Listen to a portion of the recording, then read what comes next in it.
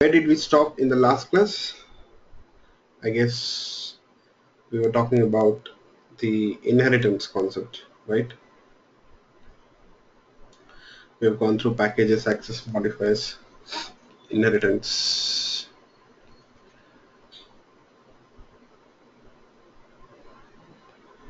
So these are the things which we did in the last class. So today, as I told you people, I'll be talking about method overriding. So this is the other way of implementing polymorphism in Java. So for this, I'm going to consider an example. Okay, with the help of an example, I'll explain this overriding concept for you people. Yes.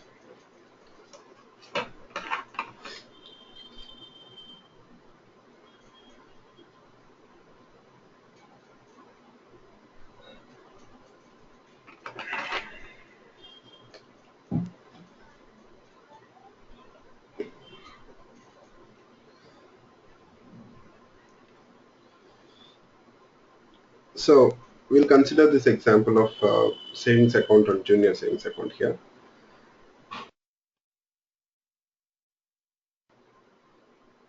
So here you see the junior savings account. Okay, it is one type of account, and it represents one type of account, and savings account it represents another type of account. So we have two different types of accounts.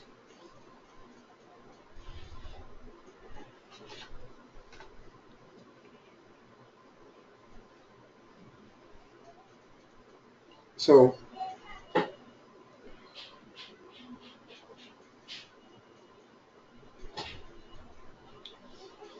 now we'll concentrate on a method called as withdrawal, uh, which has got the logic to withdraw the amount from the ATM. Okay, see this withdraw method, it has got the logic to help the customers to withdraw the amount from the ATM, I can say. Okay, so you know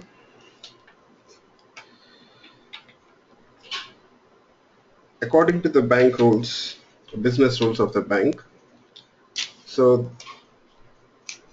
the customers can withdraw up to 40,000 per transaction. You know that they can withdraw up to 40,000 per transaction. Yes.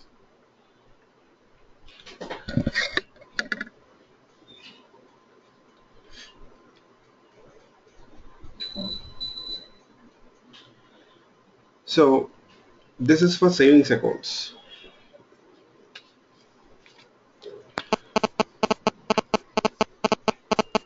But you know what? Here you will find that we have junior savings account, which is for kids or children. Here the bank has got a rule. It only allows the customers to withdraw. It only allows the customers to withdraw the amount. Let's say per transaction it is only 10,000 for kids account, for junior savings accounts. Let's say the transaction amount is only 10,000 because it's children's account, right? So they at a time they can only withdraw, let's say 10,000. So that is the maximum withdrawal limit for the savings account, junior savings accounts, for the kids account. So that, let's say that is the maximum withdrawal limit for the junior savings account.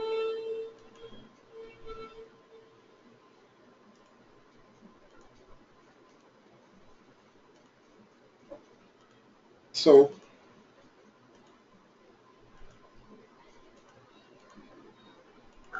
you know.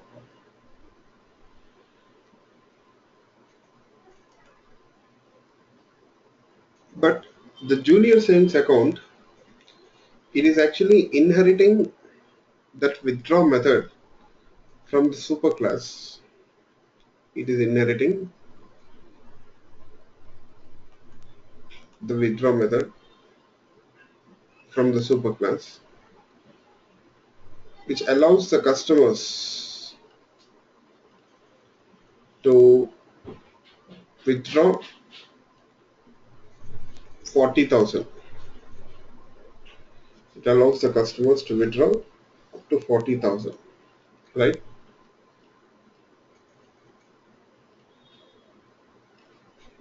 So hope you people got it. Am I right? Junior savings account class is inheriting method from the savings account class, which allows the customers to withdraw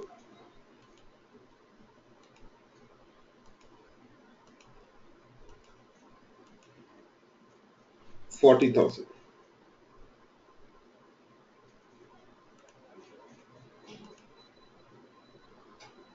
So do you think this functionality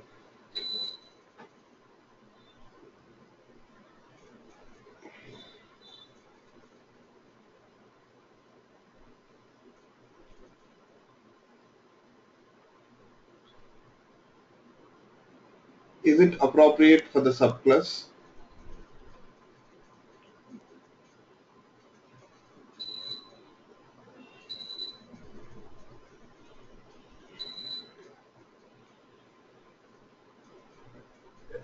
No. For the subclass, this functionality is not appropriate, right?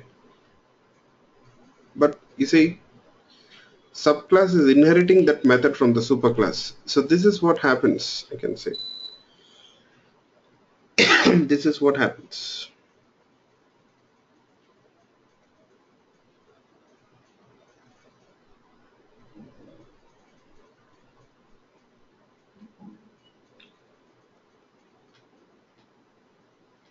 So in inheritance, the subclass may inherit a method from the superclass. Subclass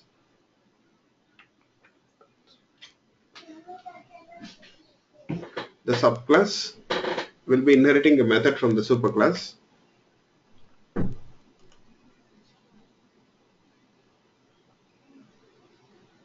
whose method functionality is not appropriate for the subclass. That method functionality, I can say that it is not appropriate for the subclass. Even this happens uh, in our real life also. In the real world, we can take an example for this.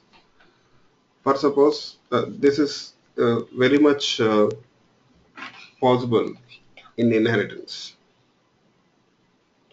What is the issue? Let's say you are inheriting a flat. You got a flat from your parents. Let's say a flat. So someone has to mute the mic, I guess. So please check once, all of you. So you're inheriting.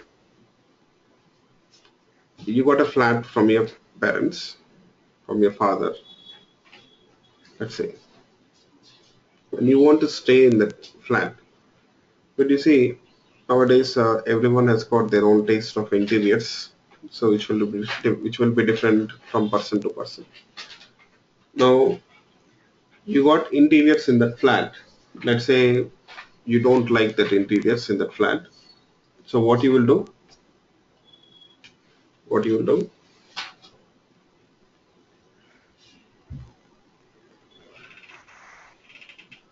Aarti, please mute your mic.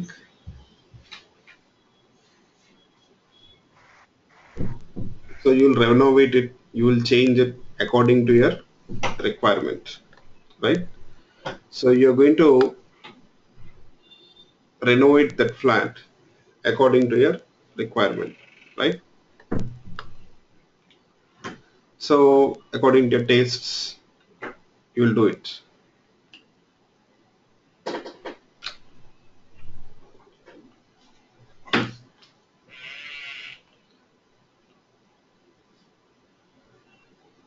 Even here, you see the subclass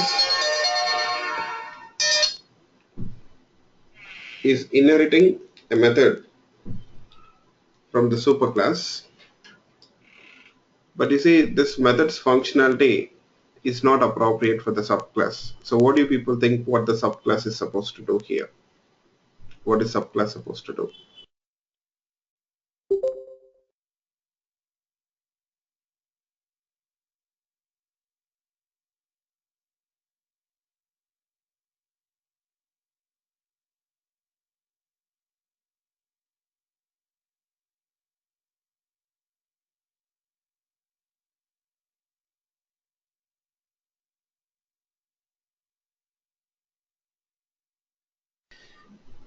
Yes, you see subclass, it is inheriting a method from the superclass.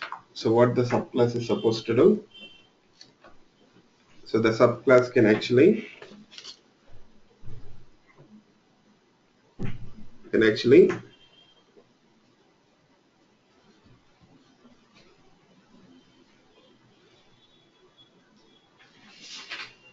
override that superclass method functionality. Subclass can actually override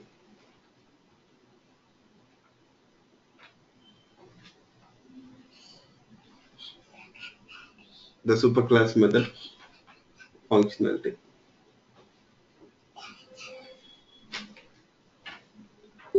So let's see how the subclass can do this. Okay, let's see how the subclass can do it.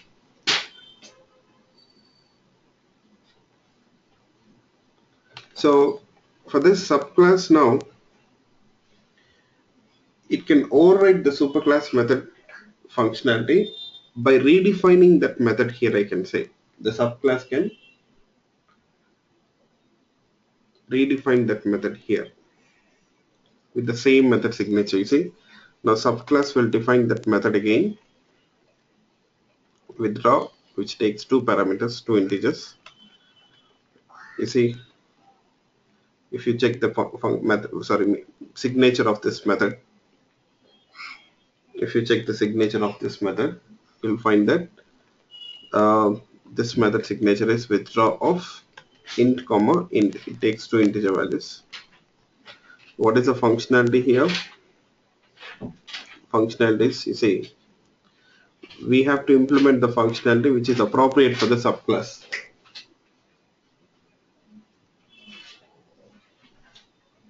Subclass will implement the functionality or will define the functionality in this method which is appropriate for the subclass. Okay, which is appropriate for the subclass. So in this case, what the subclass will do? Yes, so almost the functionality will be similar, but when it comes to subclass, so that withdrawal limit is going to change. The withdrawal limit is going to change. Say it is 10,000.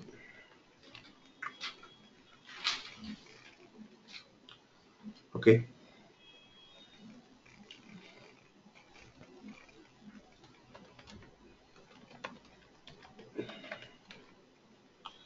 So just check this code now. Now in the subclass we have a method.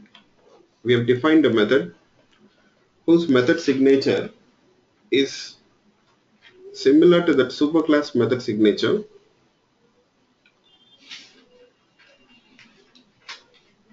but the functionality of this method,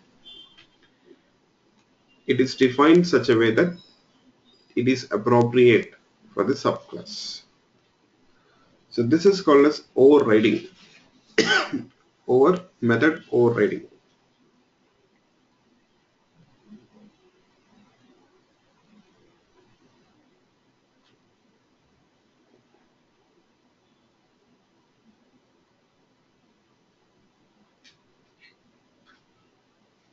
It is overriding.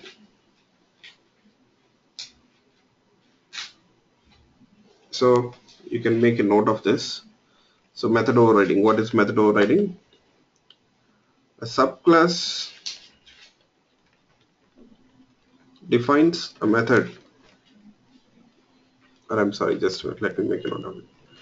Defining a method in the subclass whose method signature is same as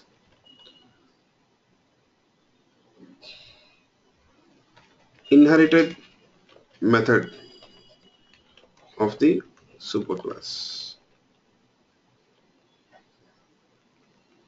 which is same as superclass inherited method, I can say, which is same as superclass inherited method. Method overriding concept, what is it? Defining a method in the subclass whose method signature is same as superclass inherited method. But the functionality of the subclass method is appropriate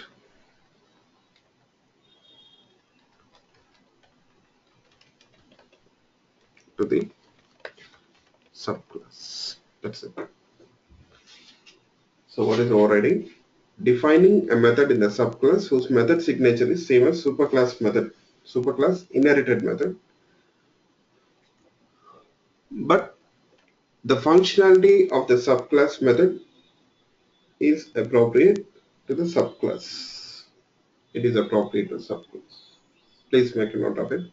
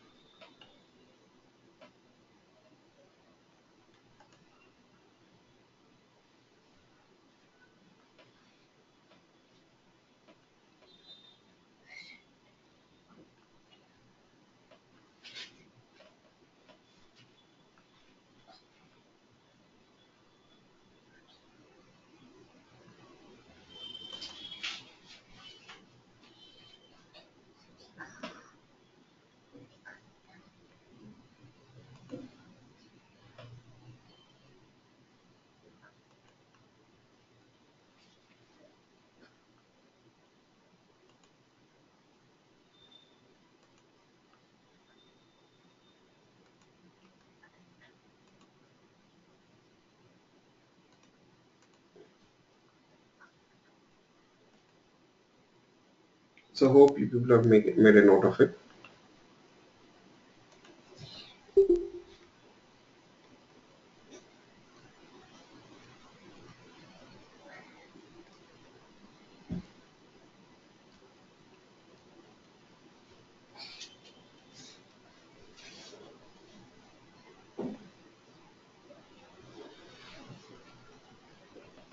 Okay. So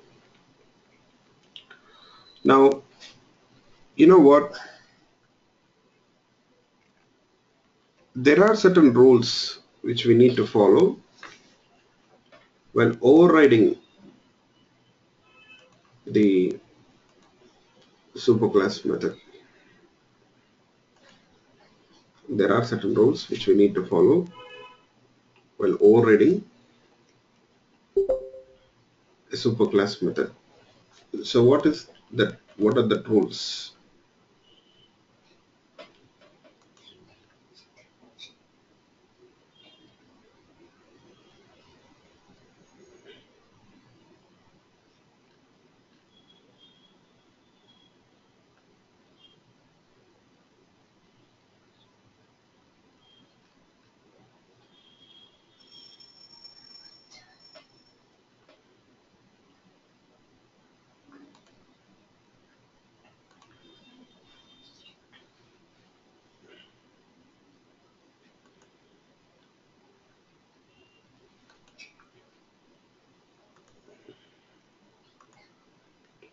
So first rule, already I've explained it here. You can make a note of it. So rules for method overriding, please make a note of it.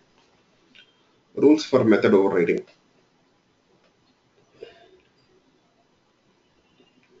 So the first rule is the method signature should be same. You see, basically subclass is overriding the superclass method, right?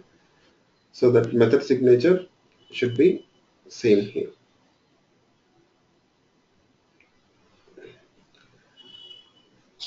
The second and most important rule is the access modifier rule.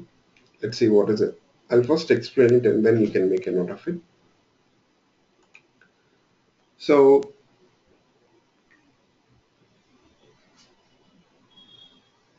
now,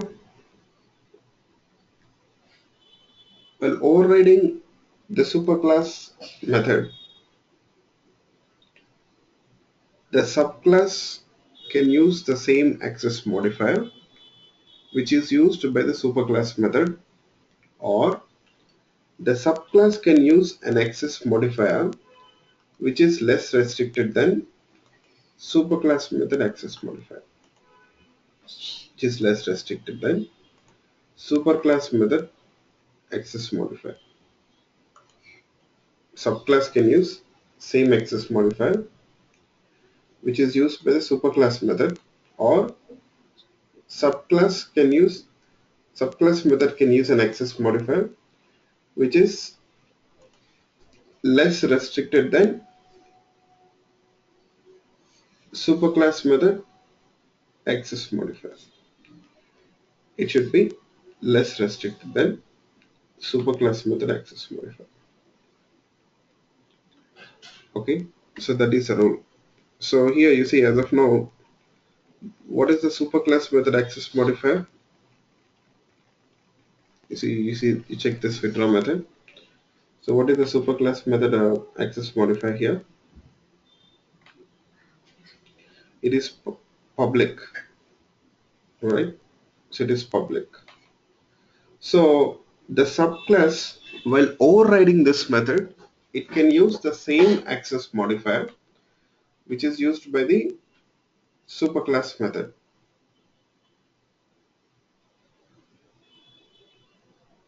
Which is used by the superclass method, or subclass will be using an access modifier which is less restricted than superclass method access modifier. So that means, is there any other access modifier so which is actually less restricted than superclass method access modifier? Is there any access modifier which is less restricted than superclass method access modifier?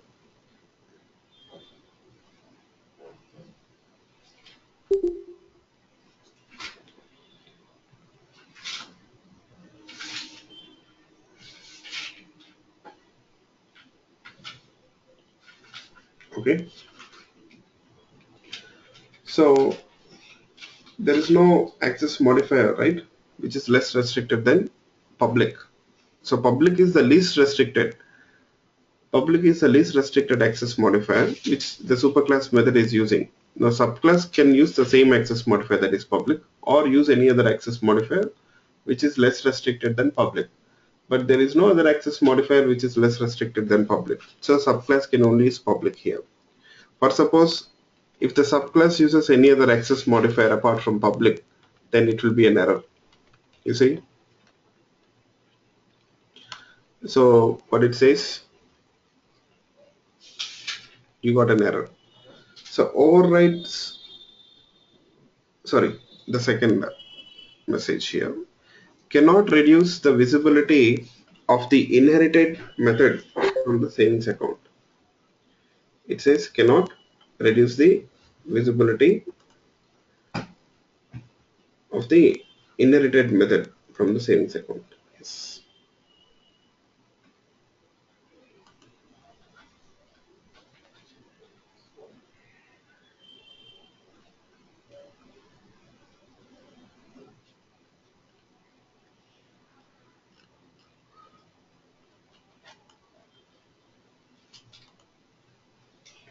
So is it clear for you people, all of you?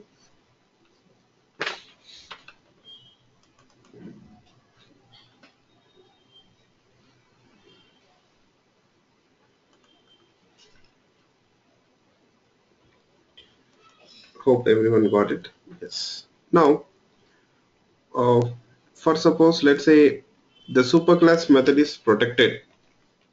So the subclass, while overriding the superclass method, it can use which access modifiers? What do you people think?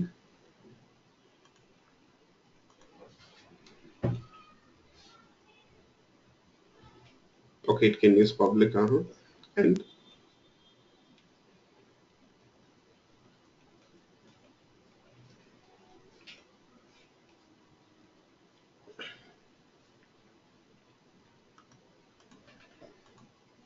it can use public as well as protected. It can use both. Okay, it can use public and protected.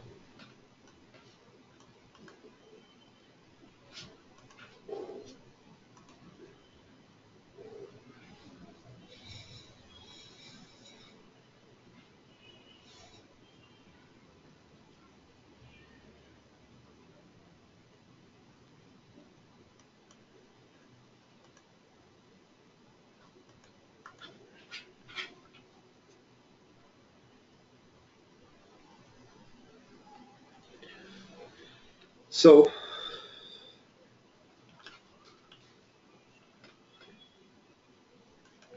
it can use public or protected.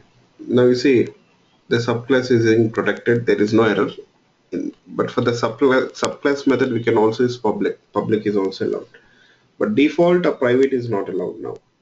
Default or private will not be allowed. Yes.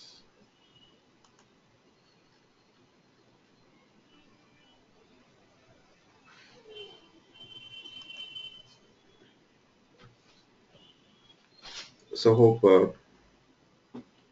you people got it.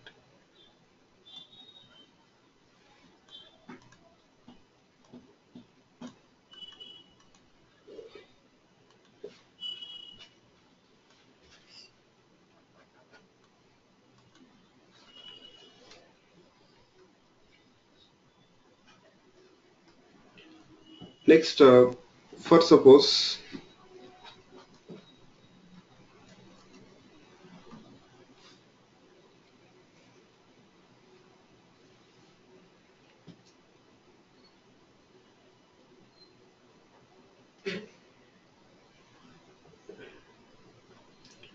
what if the superclass method is default? So then what access modifiers can we use? If the superclass method is default, so the subclass while overriding, so what access modifiers it can use?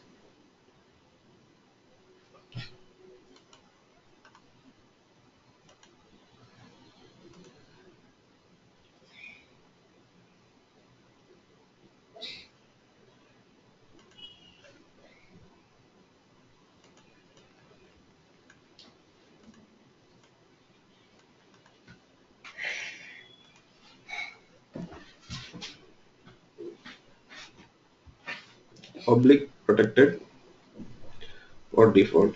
Yes.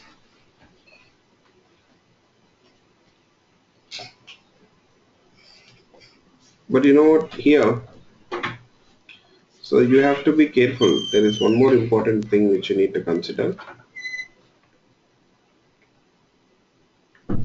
So what is it?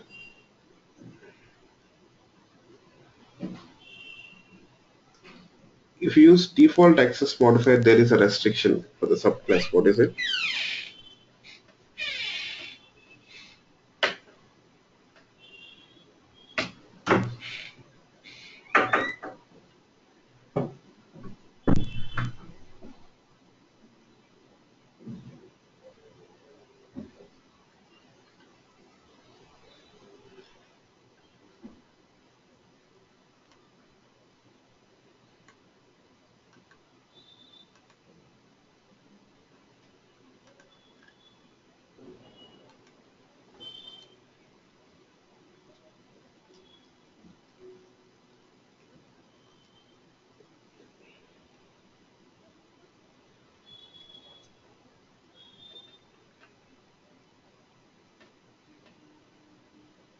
Yes, the subclass, it will not be able to it will not be able to inherit that superclass method. Always it won't be able to inherit it. That is the issue. So there is a restriction for the subclass. Subclass will not be able to inherit that method always.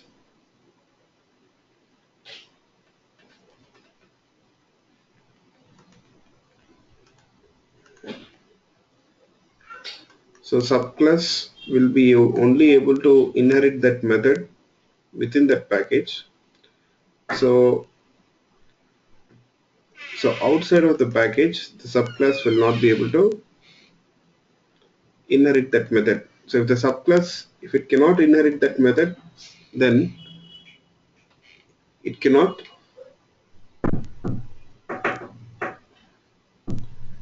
override that method. Subclass can only override those methods of the superclass which can be inherited by the superclass.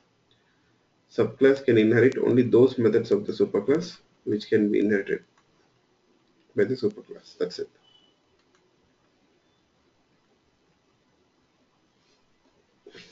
So you see, in this case, the issue is same. We have this issue. So as of now, the superclass is in COM package and subclass is in default package. So we are getting this error. So I'm unable to override that method. It says the method junior savings account dot withdraw does not override the inherited method from the savings account since it is private to a different package. It says it is private to a different package, so it is not visible. So that's the problem.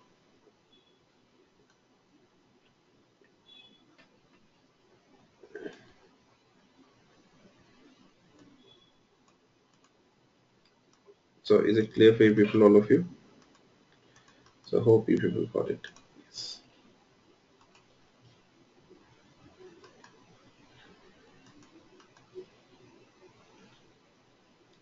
Okay. So, but if the superclass and subclass are in the same package, of course, the subclass will be able to override that superclass method. In that case, subclass can use public, protected, and default access modifiers. Yeah. So what if the superclass method is private? Then what if the superclass method is private?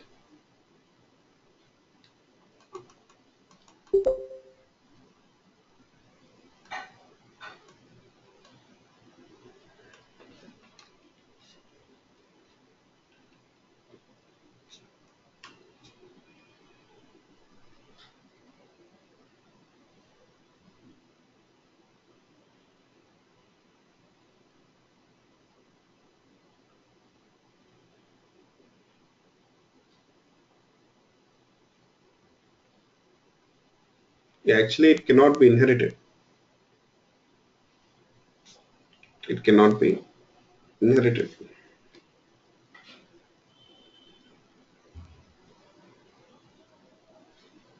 It is not possible.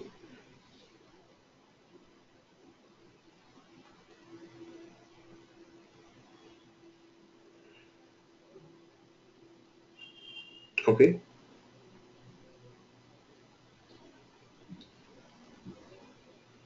So at first place, subclass can never override the superclass method of the subclass.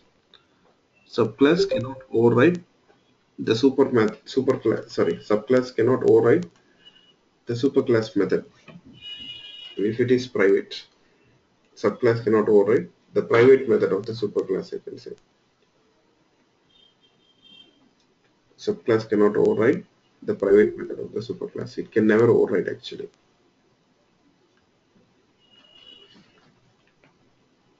Fine.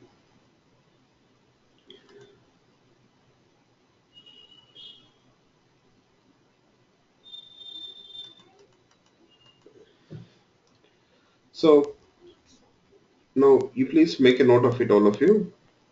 So what is a note?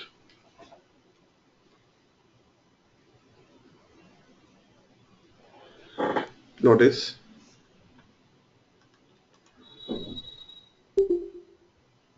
oh, no problem, Prashant. So I'm talking about overriding. Hope you will be able to catch up. Let me see. I'll review it, but I need some time. Okay? Yeah. So please make a note of it, all of you. The subclass, while overriding a superclass method,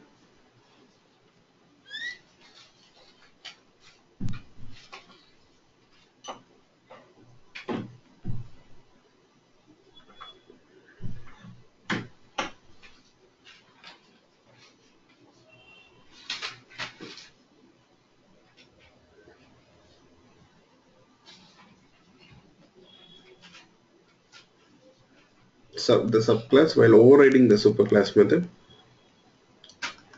subclass while overriding the superclass method, it can use the same access modifier. It can use the same access modifier.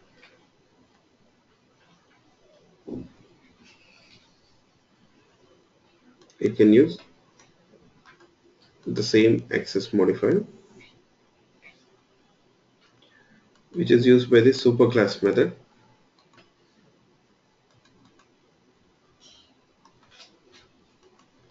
which is used by the superclass method, or the subclass can use an access modifier, or the subclass can use an access modifier which is less restricted than superclass method access modifier, which is less restricted than superclass method access modifier.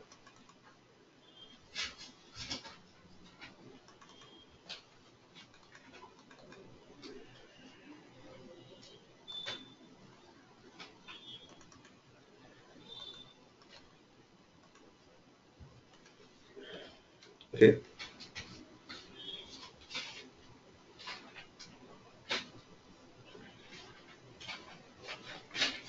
Which is less restricted than the superclass method access modifier. That's it. So hope everyone has made a note of it.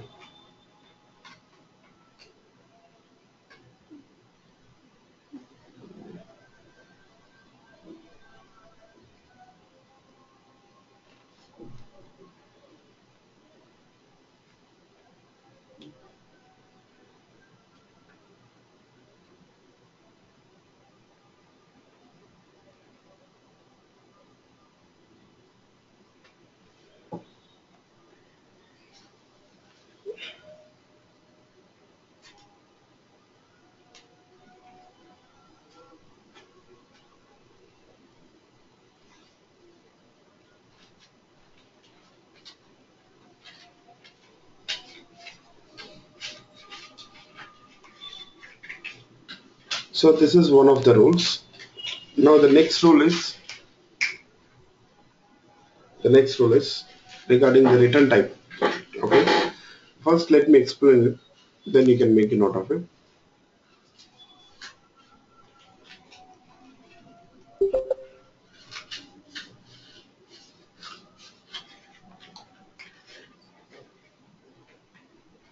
The return type rule.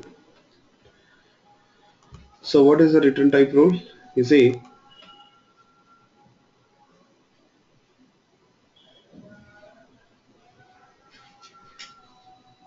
the subclass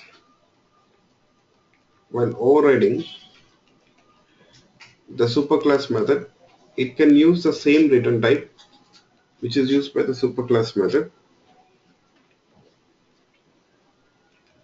It can use the return type which is used by the superclass method,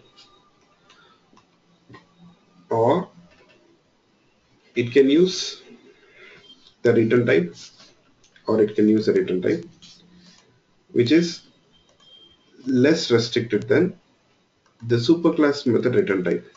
Once again, I'll explain it. Don't make a note of it. I'll give you a chance to do that. Okay. Yeah. The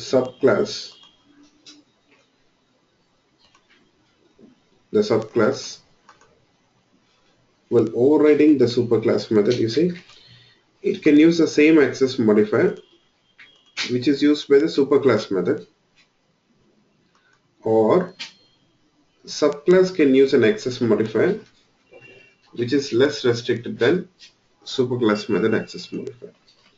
Subclass can use an access modifier, sorry, not access modifier, I'm sorry.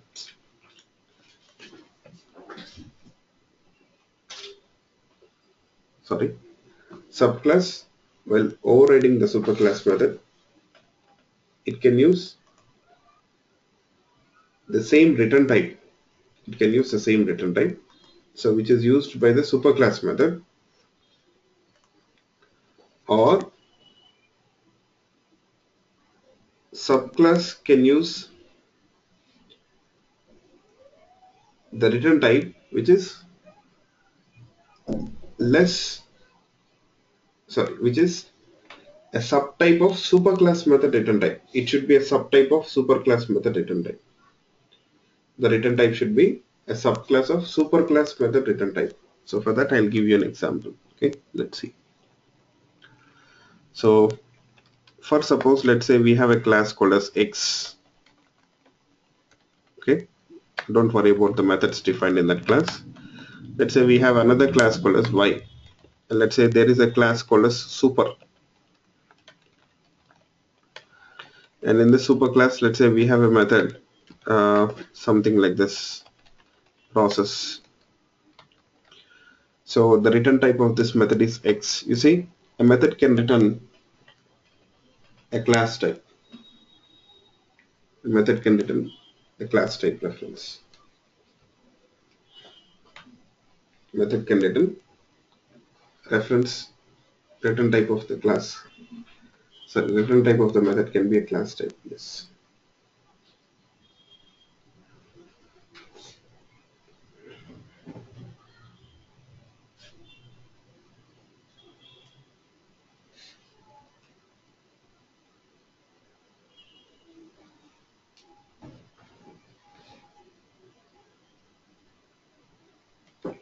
So let's say we have another class here. Sorry, just a minute.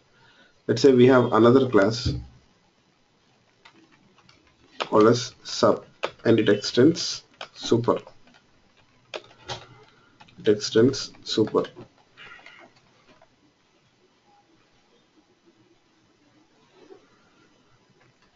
So the subclass can override the superclass method.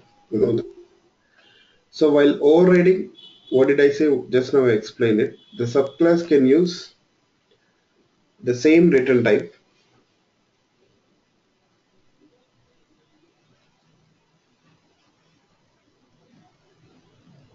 subclass can use the same return type which is used by the superclass method,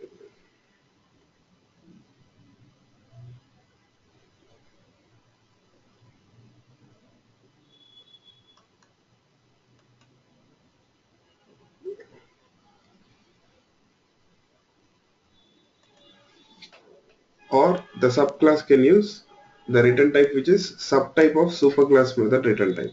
Yeah, as of now you see the subclass can use the return type X, but subclass cannot use a completely different return type like this Y.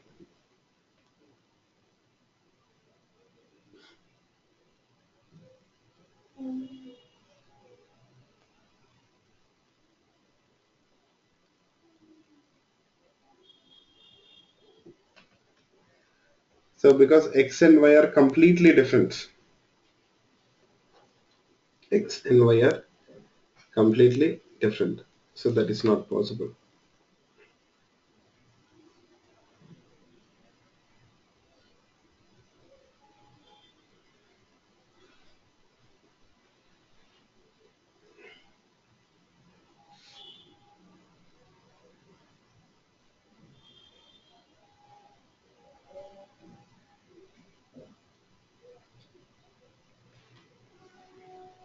Okay,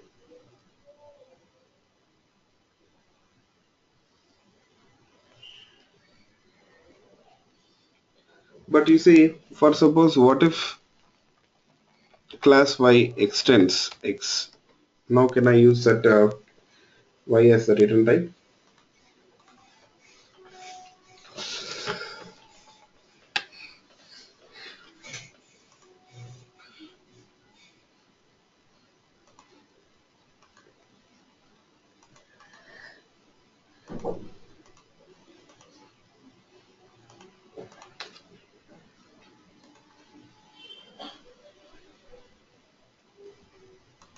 Can I use y as a return type here now?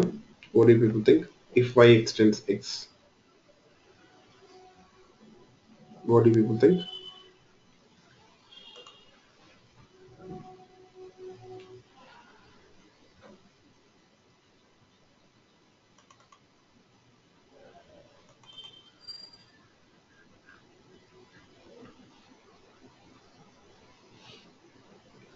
Yes, you can. Okay, because what did I say? The return type should be same as the superclass method return type, or it should be a subtype of superclass method return type, or it should be a subtype of superclass method return type.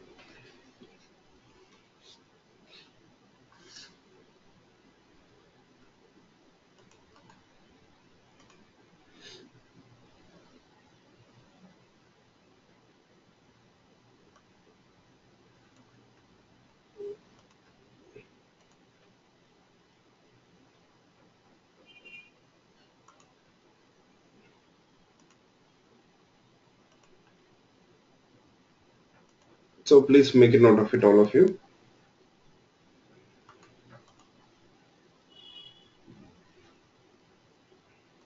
Please make a note of it.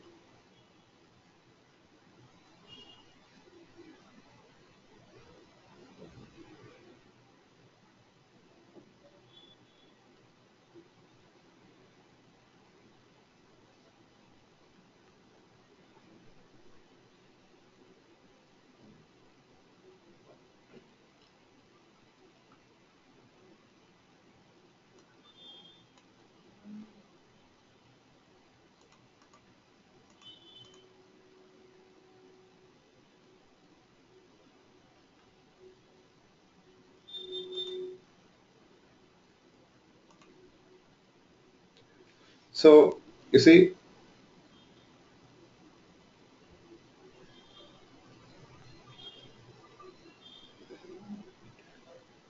the subclass,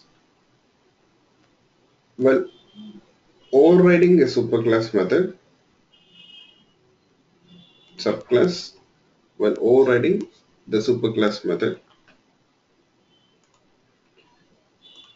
it can use the same return type which is used by the superclass method. It can use the same return type which is used by the superclass method, or or the subclass can use a return type which is less restricted than superclass method return type, which is less restricted than,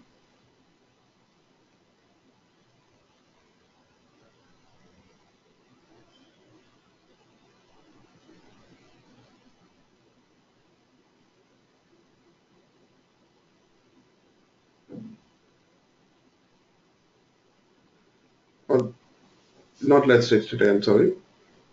The subclass can use a return type which is subtype of superclass method return type. Subclass can use a return type which is subtype of superclass method return type.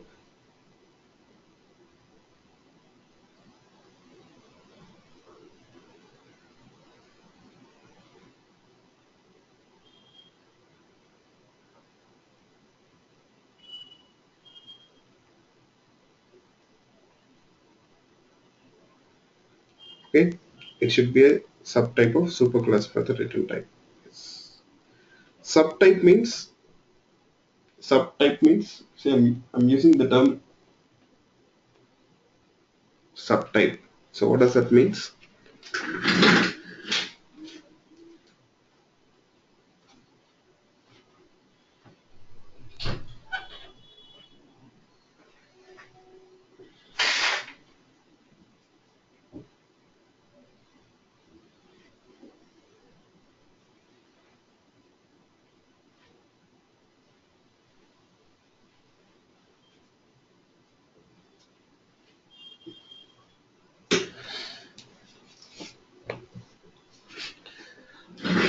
So that means subclass.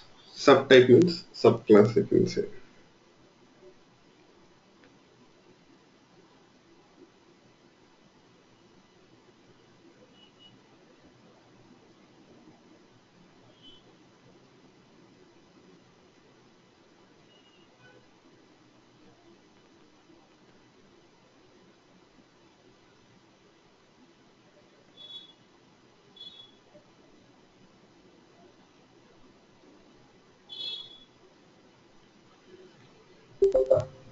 Yep. So this is absolutely fine. You can do it. So this is what you can do, or use the return type which is same as superclass method return type.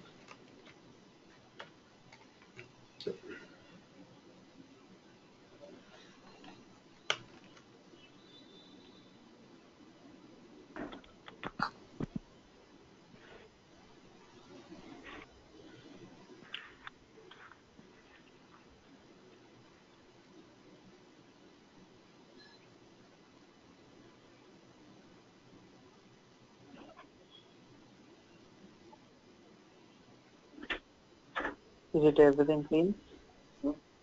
Okay. Everything clean? Please make sure that your mic is muted. You should know. You cleaned it.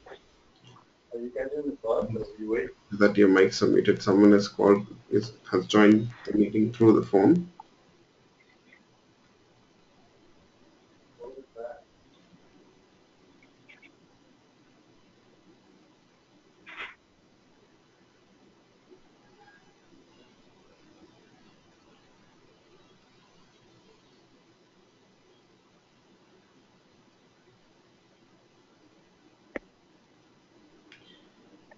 Okay. Now we'll move on. So this is about the rules for overriding. So we saw altogether how many rules?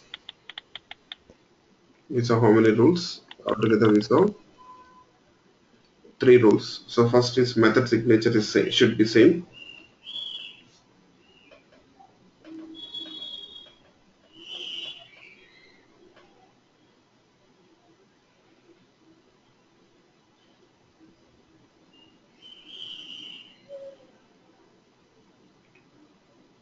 So method signature should be same. The you see access modifier can be same. So while overriding the superclass method, subclass can use same access modifier or the access modifier which is less restricted than superclass method access modifier. And what is the third rule? Is overriding concept. Sorry, return type. The return type can be same or it should be a subtype of superclass method return type. The return type when overriding, the return type can be same or it should be a subtype of superclass method return type. Yes.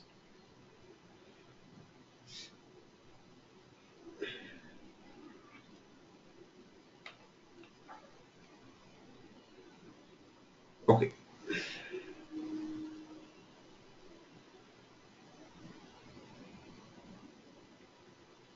fine. So I'll show you people,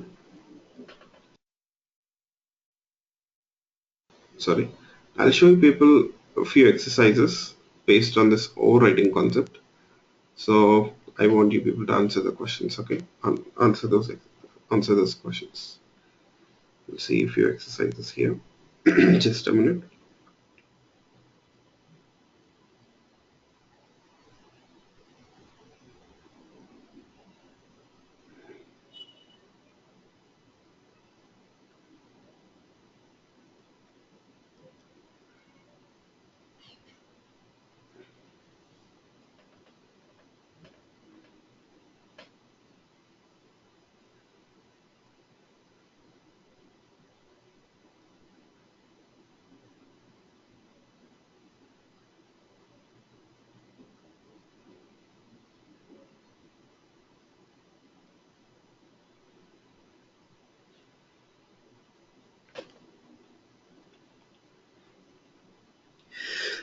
I'm sorry.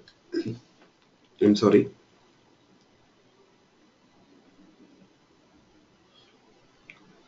So all of you try to answer this question. I'll mute myself. Try to answer this question.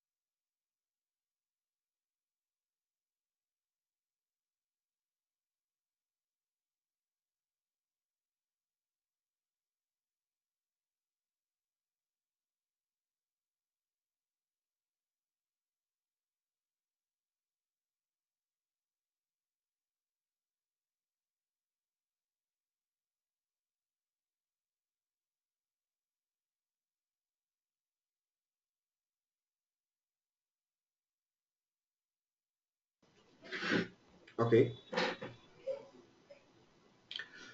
A and D. Fine. Let me see other answers.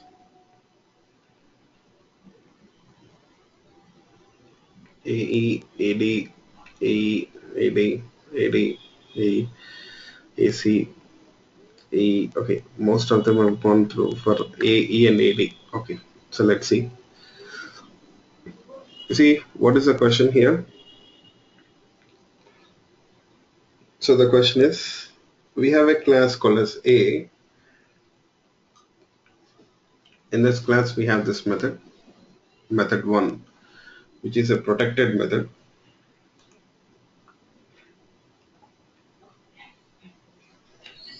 It is actually a protected method.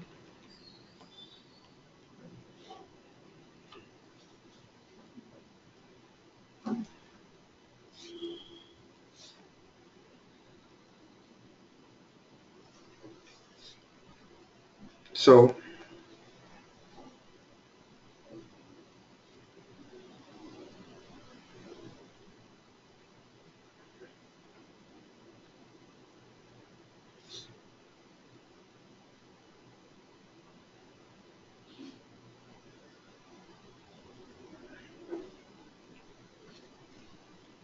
what is the question here? It says which two are valid in a class that extends A. So this method, okay, is method 1, which takes two integer values and returns an integer value. That is the method. So now there is a subclass which extends A. Let's assume that we got a subclass which extends A. In that case, here, which methods are valid in the subclass which extends A? That's the question.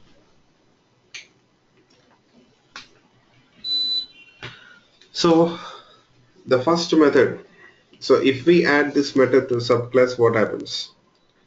So how will you see?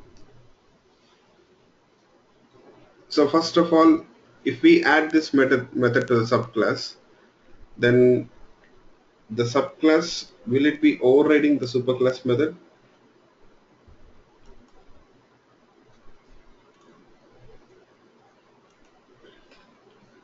Yes. How will you know whether it is overriding or overloading? You know what you need to do is here.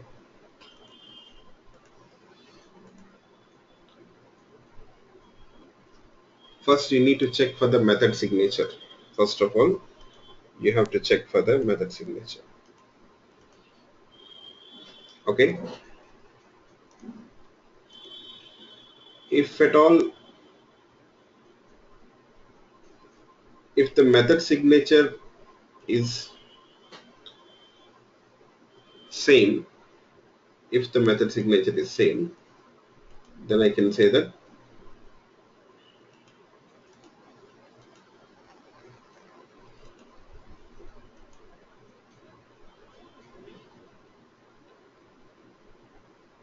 the subclass is overriding the superclass method. Here the method signature is same, of course, it is overriding.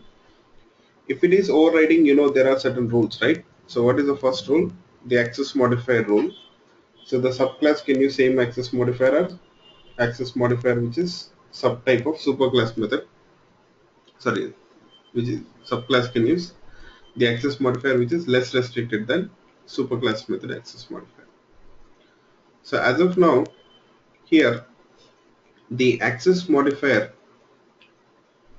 which is used by the subclass is public and superclass method access modifier is protected. So can we do this? Subclass, will it be able to use that public access modifier?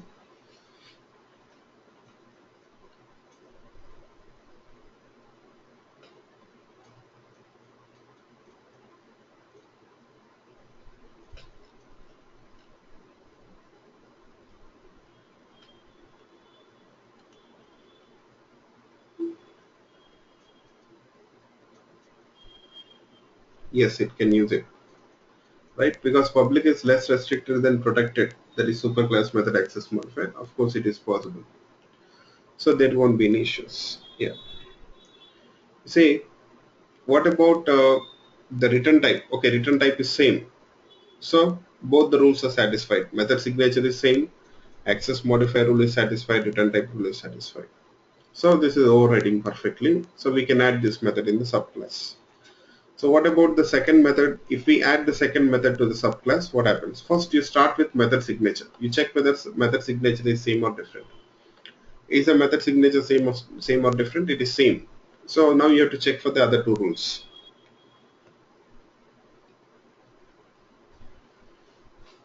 Okay, you have to check for the other two rules.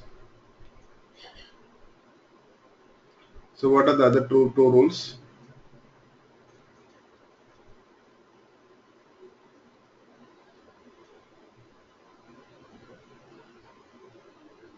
The return type and access modifier. Are they satisfied?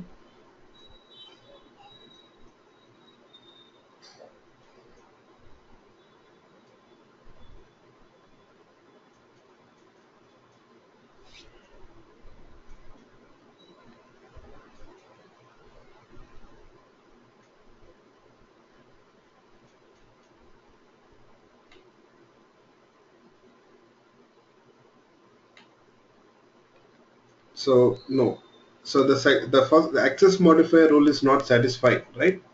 So superclass method is protected, but the subclass method you see which is overriding it, it is private. So which is more restricted than superclass method access modifier.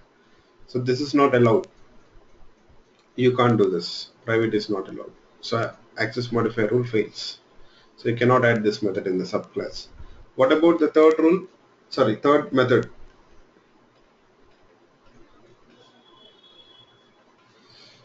What about the third method?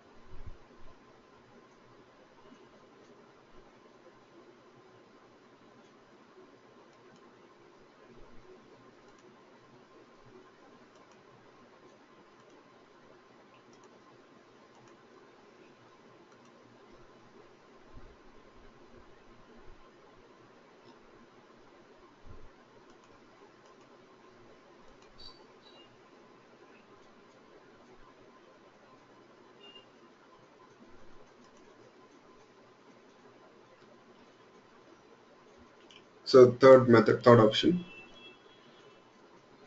So method signature is different, so it is not overriding. But you know the question is there anywhere mentioned here in the question that the subclass should override? Did you see that anywhere? So we are not talking about overriding only, right? The question is, can we add this method in the subclass? Will it be valid? That is a question. So can we do that? What do you people think?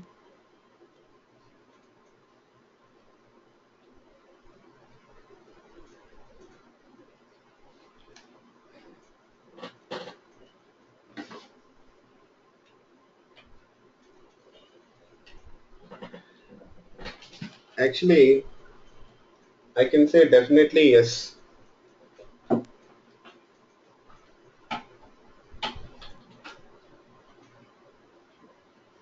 You can. What's the problem?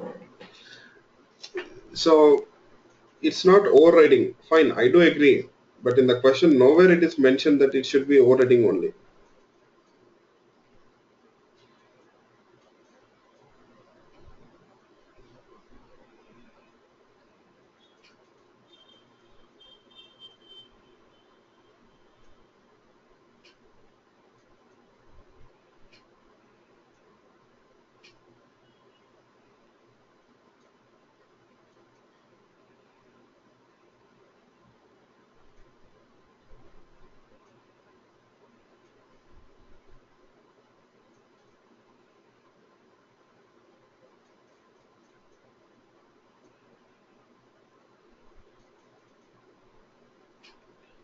So if I define this method in the subclass, now altogether how many methods you'll have in the subclass? Two methods.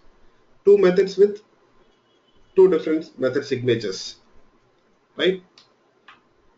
Yeah, that is what I'm doing here. I'm explaining it. So you will have two methods in the subclass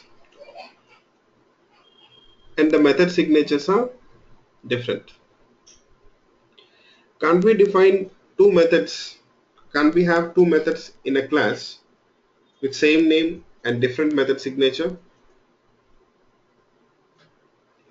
So one method will be int and long. One method will be method 1 which takes one integer value, one long value. The other method is inherited from the superclass which takes two integer values. Can't we have two methods with the same name and different signature in the class? We can. So what if we do that? What is it actually known as? What is it called as? What is that concept called as?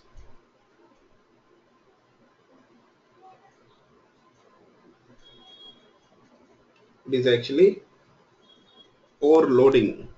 Yes, it is possible. It is perfectly fine.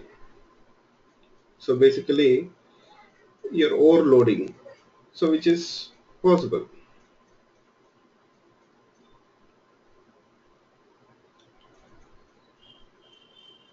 Okay, it is overloading, which is possible.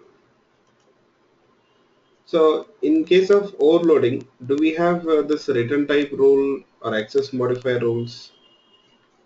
Are there any such rules for overloading? No, there are no such rules, so we don't need to worry about it. Okay, so C is option. I guess few people have answered it AC. What about D? What is the problem with D?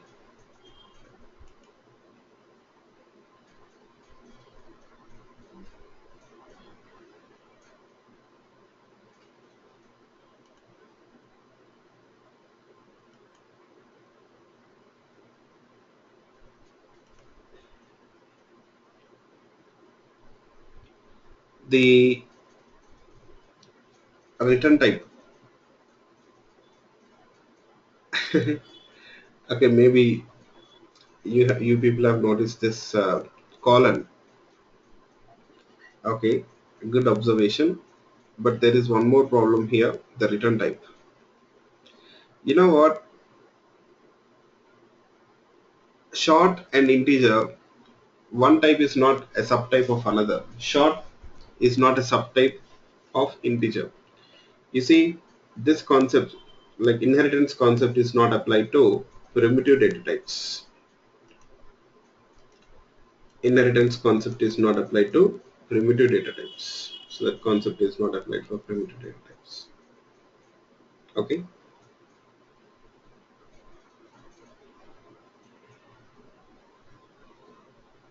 It is only applied to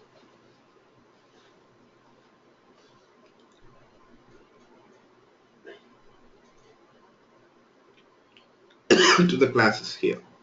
So short cannot be a subtype of int. Okay, fine.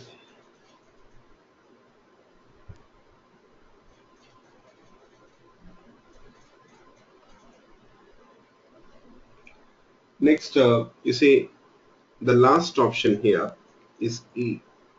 You know, the last option is A. You're saying flower brackets and their answer. Okay, the issue is not with the flower brackets, but the issue is with the static keyword. You know, overriding it is only for non-static methods. A non-static method, you will find that it can be overridden in the subclass by non-static method itself, not a static method. A static method cannot override the non-static method of the superclass. It is not possible. Okay.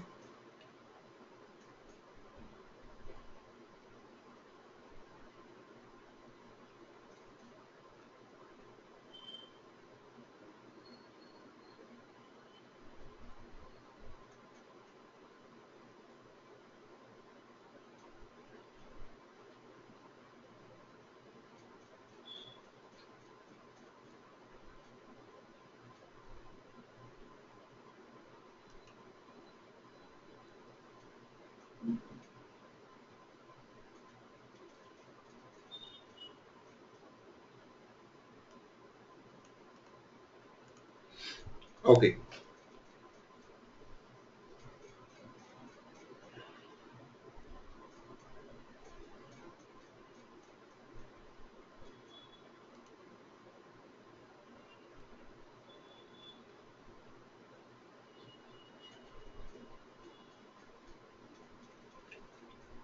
Fine.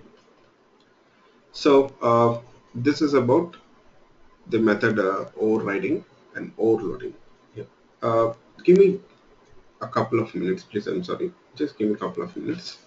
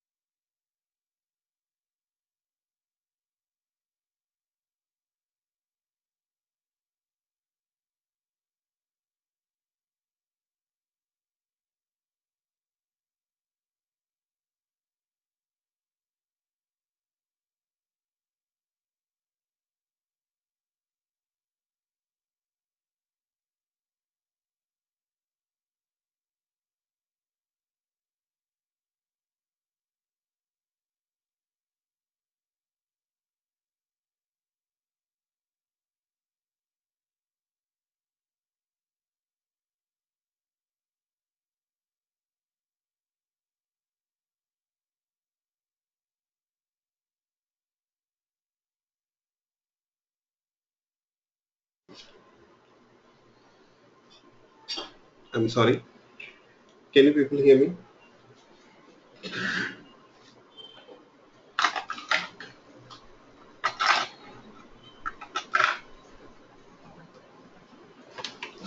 Okay, thank you. So uh, let's move on. Now I'm going to talk about another topic today, that is abstract methods, an abstract method and abstract class. But before we move on, I have a question for you people. So why did we use this method overriding concept? Yes. Anyways, we're going to revisit it again now. Overriding concept. Yes.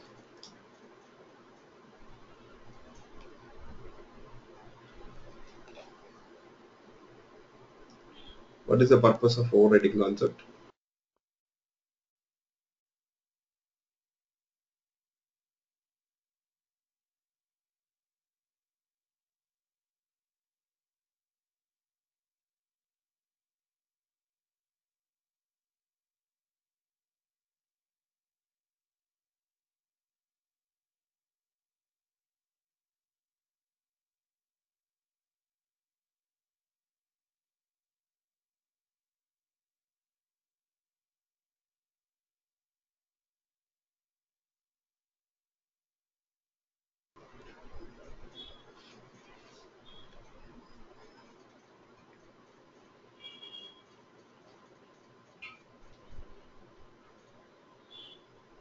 Yes. Overriding. What is the purpose of overriding?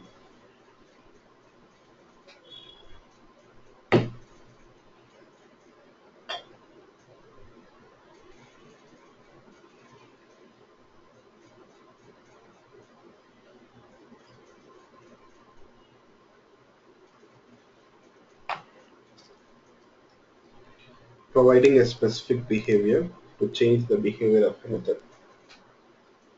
So, in order to change the behavior of a superclass method which is inherited by the subclass, we can use method overriding concept. Right? Yeah.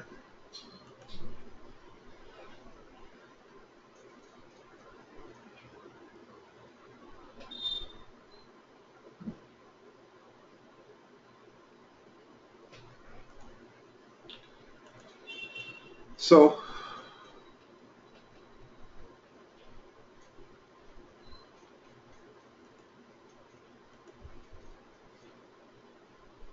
you see, if a method is inherited, as I told you people already, if a class inherits a method from the superclass, of course it can override it.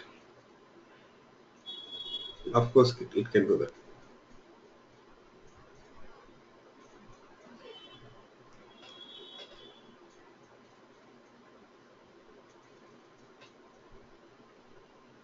You got the point? So if doesn't matter from where it is going to get the class, so from where it is going to inherit that method. So if it is inheriting a method from the superclass, so it should be able to override it. Okay. Yeah, and I'm sorry, before we start with abstract methods, so there is one more thing which I'll tell you people. So here, have you noticed it, on top of this method, so we have this annotation, actually it is called as annotation, @override. It is @override. Yes.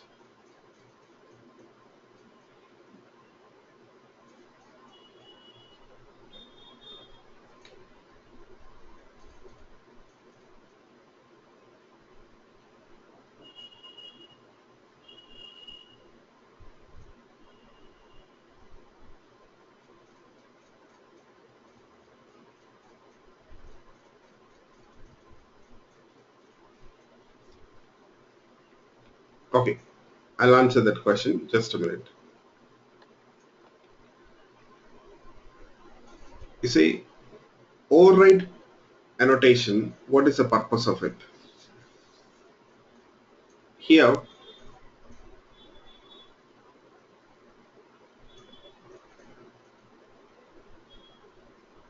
this annotation, it indicates that the method withdraw, it overrides the superclass method.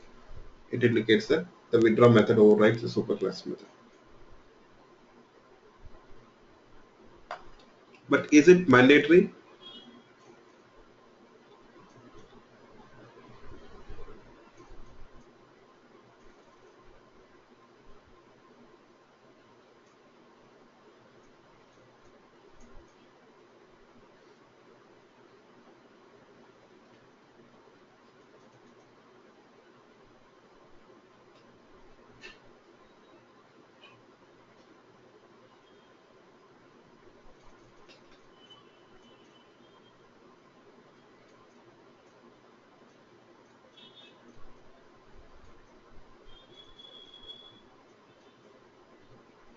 It is not mandatory, but I can say this is optional. But you know what? It is recommended you use this annotation, okay? But it is recommended you use this annotation. Yes.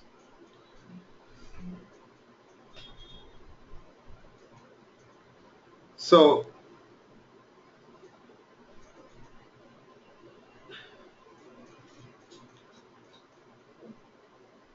here, that annotation, why it is recommended, what if we add that annotation, what is the use of it, what do people think? But it's not mandate, it's optional, I'm saying. So what happens if I add that annotation?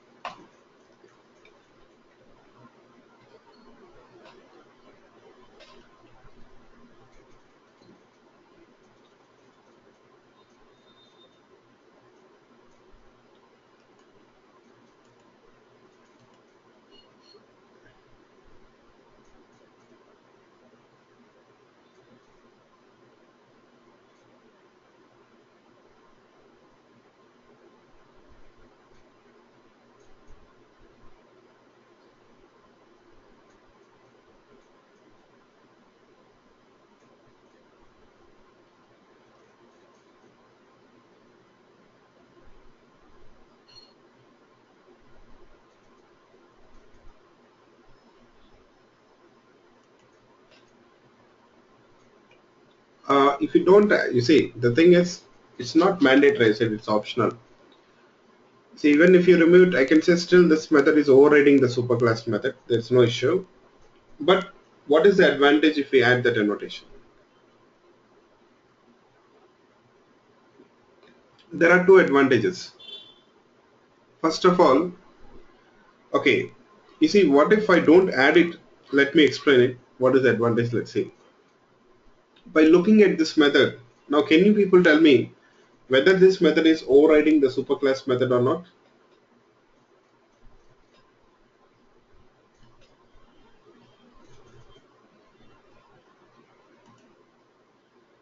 Can you people tell me whether this method is overriding superclass method or not?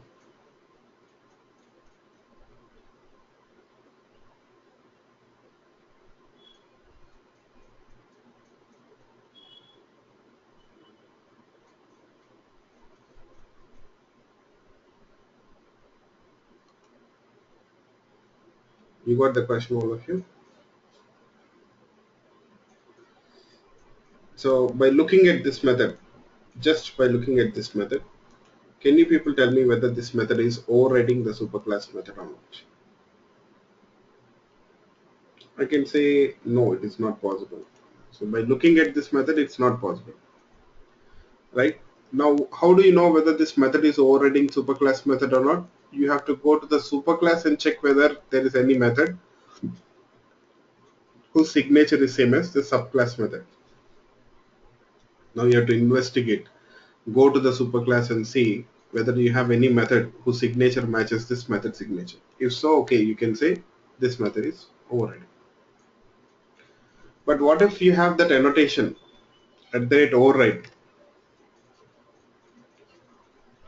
So what is the advantage? Now it is readable.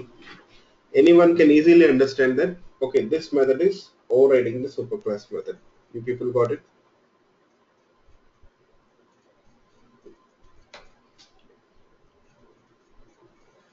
So this is more readable, right? So next thing, even the compiler, what it does is it scans this annotation and it will check whether your method is really overriding the superclass method properly or not. Okay, you'll find that the compiler will check whether really this method is overriding the superclass method or not. You see, we cannot add this annotation on top of those methods which are not overriding superclass method. I can't do this. At the rate override, I cannot add it on the method which is not overriding the superclass method. So it is only possible to add that method on top of the method which is overriding superclass method.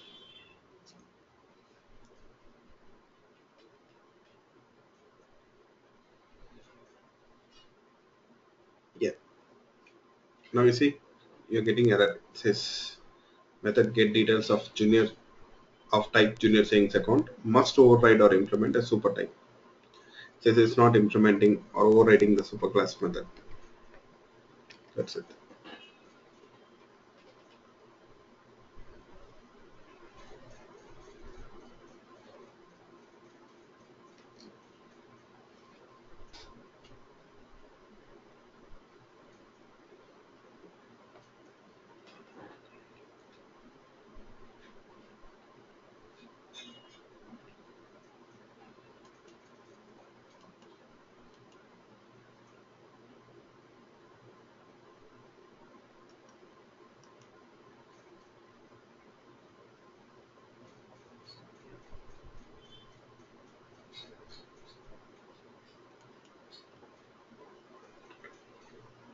Okay.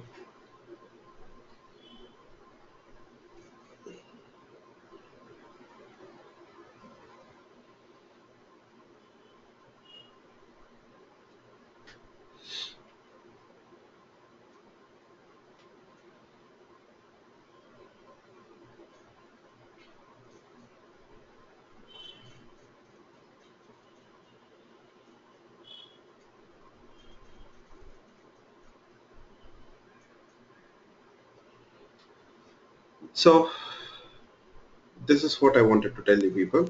Now let's move on. So before we move any further, I have got a few more things to tell you people. One important thing is, now let's consider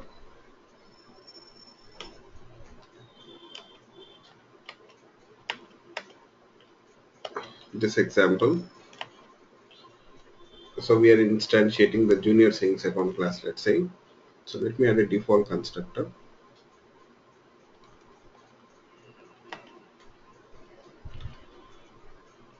So now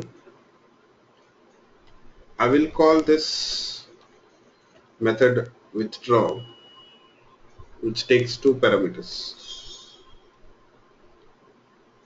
Okay, I'm calling withdraw method which takes two parameters. Now you see this method is overridden in the subclass, right? We have the withdraw method defined in the superclass and subclass. So subclass is overriding superclass method. So when I call this withdraw method, what do you people think? Which withdraw method will be called?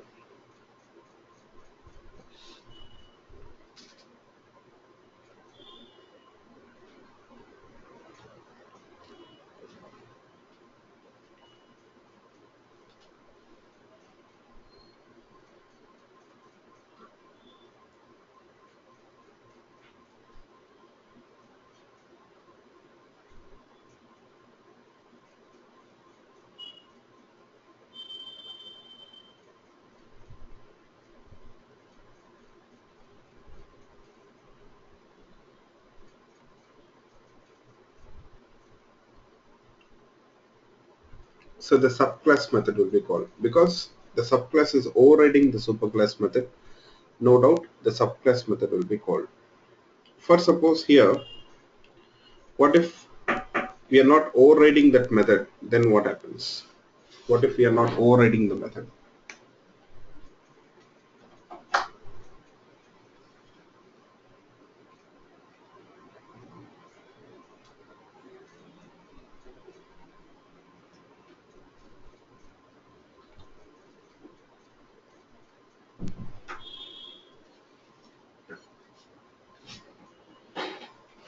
So in this case, what happens?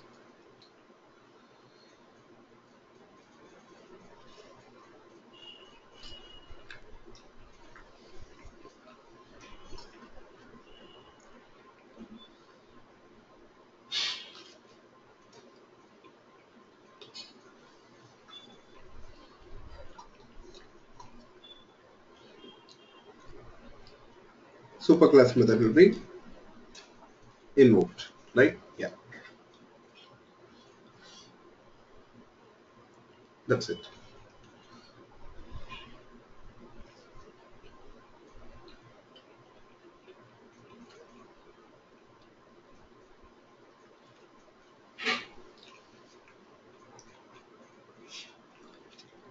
Now, we need to talk about few things here.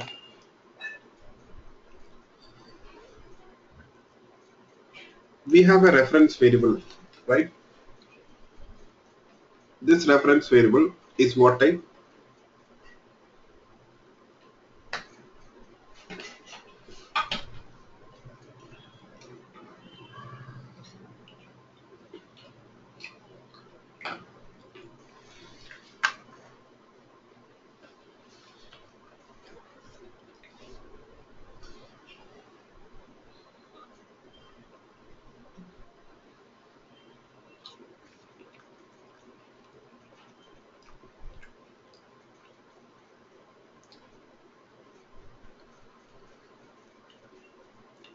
Junior savings account type, right?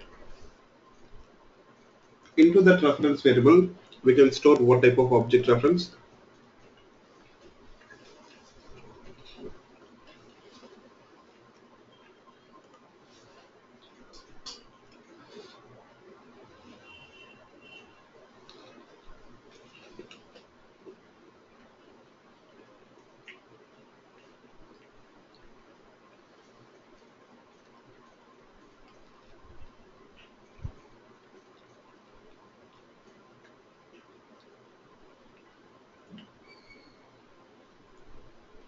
We can only store junior savings account object reference.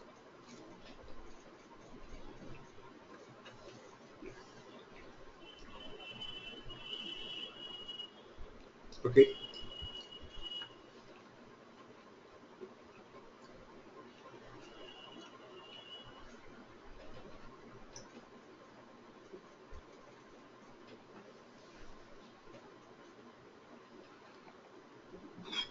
You know what? Here, can we store a subclass object reference in a superclass reference variable?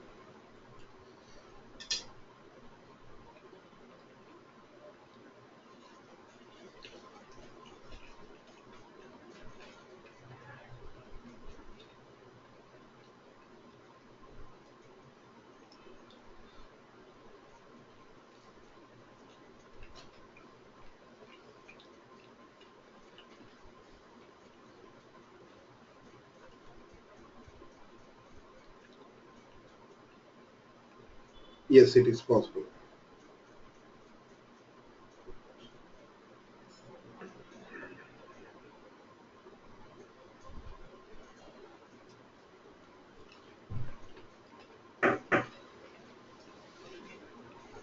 Just a minute.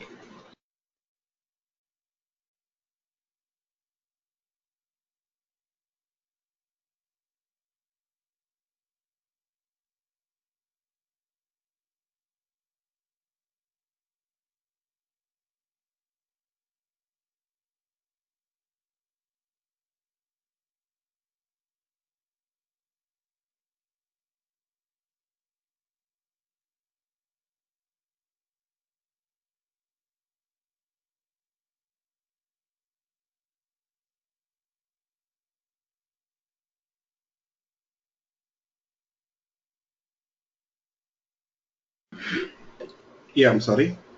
Please make a note of it. You see, we can store subclass object reference in a superclass reference variable. It's only possible in case of inheritance, okay?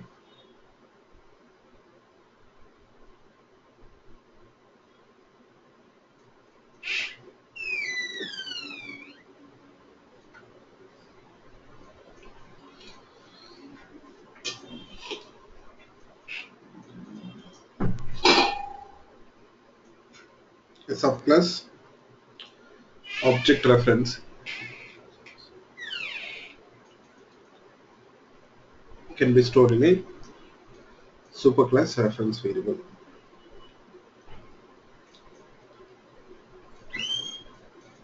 You see, conceptually, this is possible, right? So I can say that junior savings account is one type of savings account. Am I right? Can I say that junior savings account is also a savings account? Yes, of course you can say that.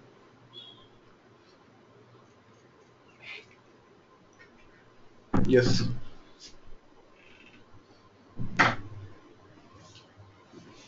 we can say that.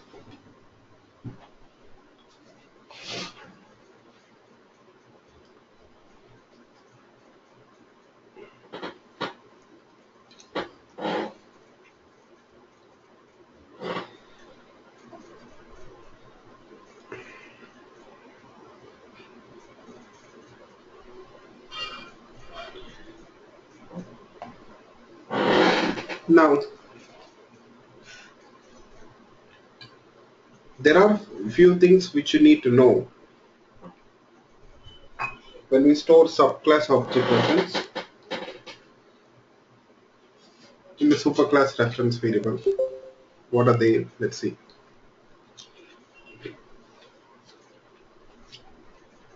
If you call this withdraw method this time, which class method will be called? Superclass method or subclass method? Which class withdraw method will be called?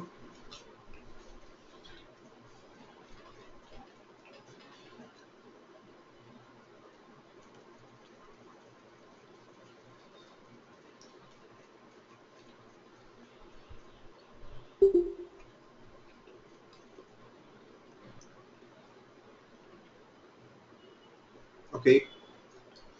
What about others?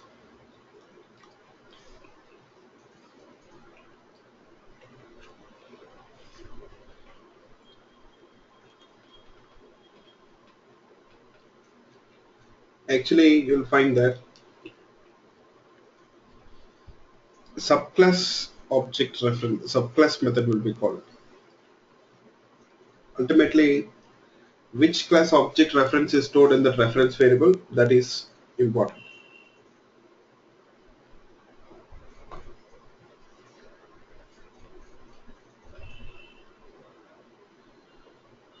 Okay, which class object reference is stored in that reference variable, that is important.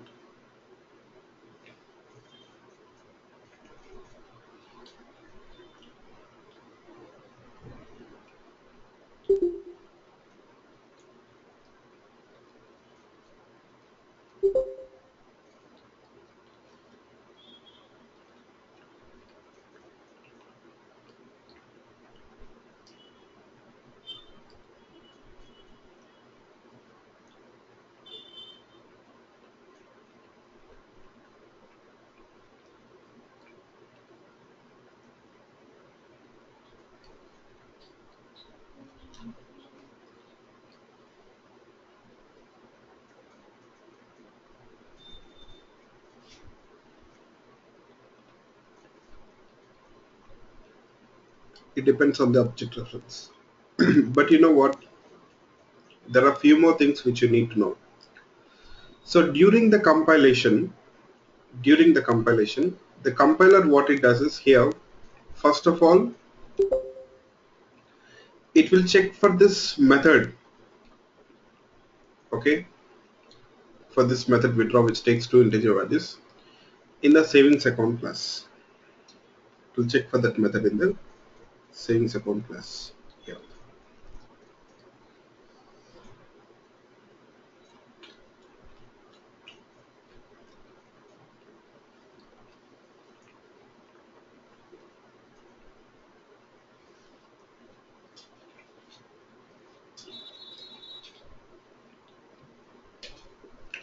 You know, why it will check for that method in the savings account class? Why not in the subclass? I said subclass method will be called, right? But compiler will check for that method in the superclass itself. Why so?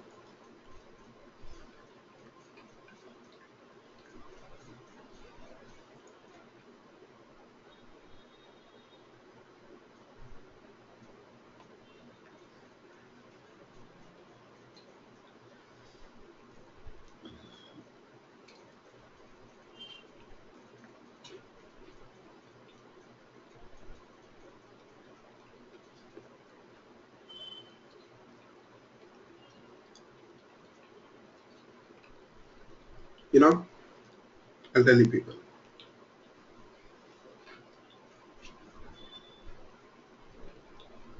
During the compile time,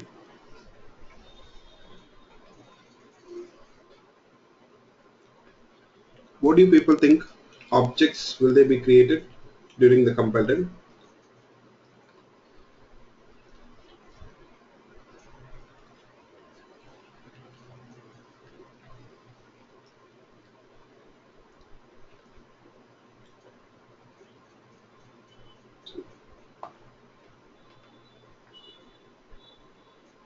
Not at compile time, right?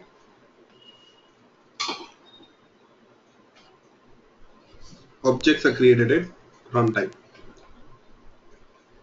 So that means when the compiler is compiling this code, object is not yet created.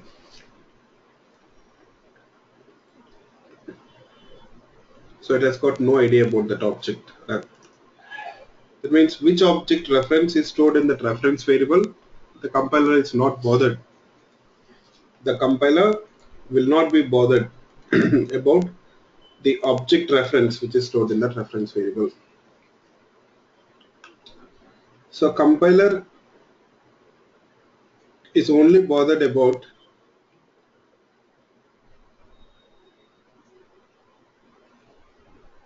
the reference variable type.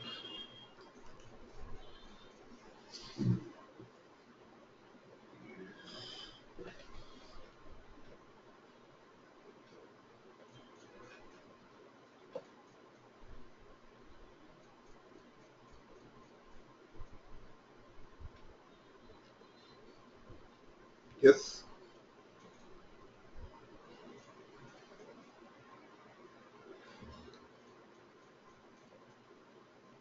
So the compiler will go with the reference variable type. So what is the reference variable type here? Savings account type.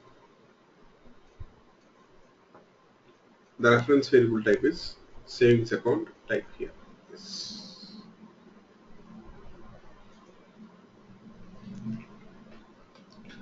So that's the reason why straight away it will check for that withdraw method in the savings account class. It will check for the withdraw method in the savings account class. So is it clear for you people, all of you? Yes.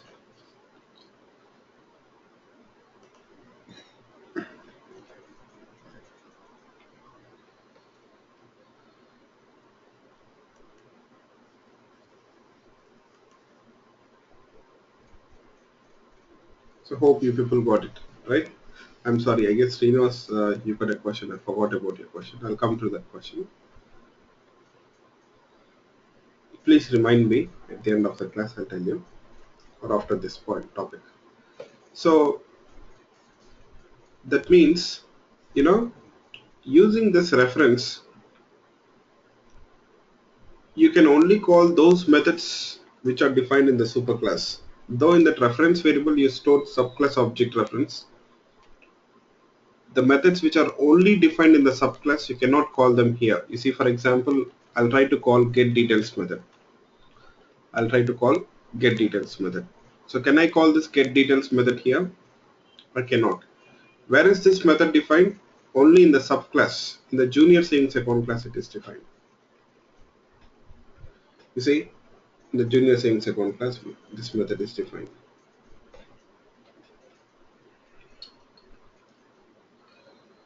Okay.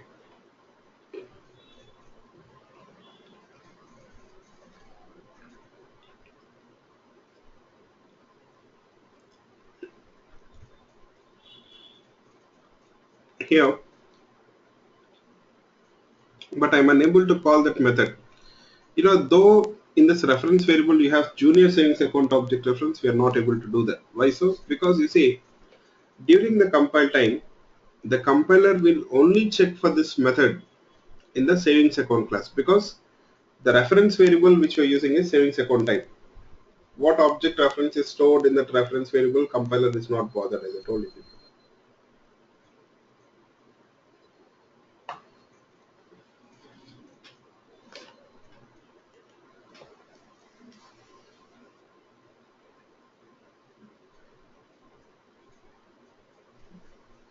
So hope you people got it. So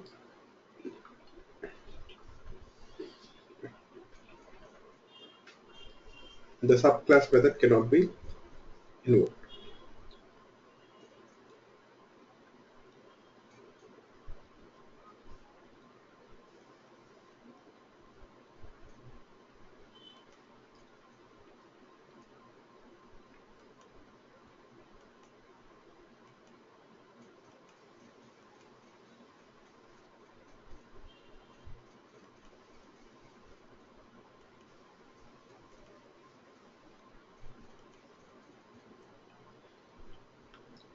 Okay.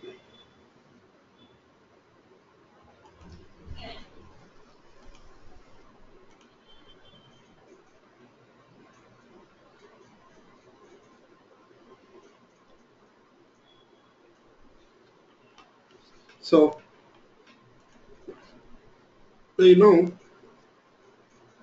generally we'll be talking about method binding concept, right?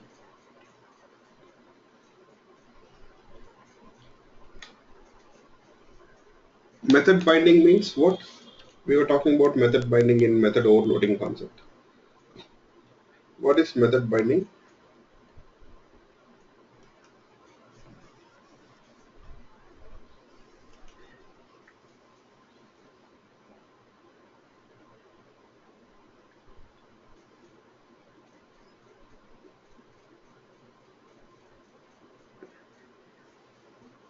What is method binding?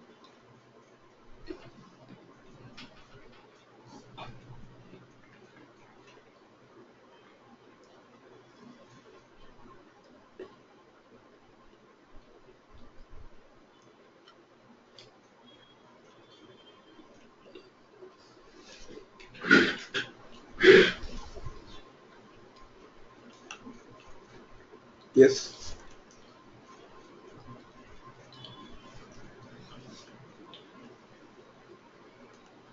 Method binding means associating the method call to the method definition. Associating a method call to the method definition is called method binding. Yes. Okay.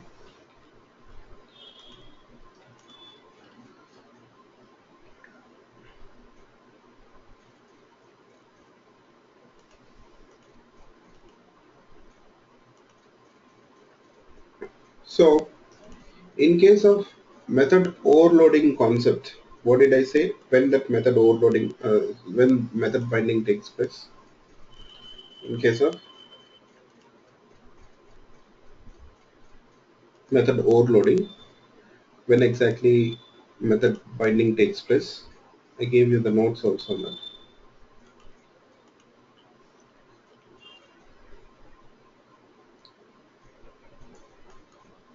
During the compile time.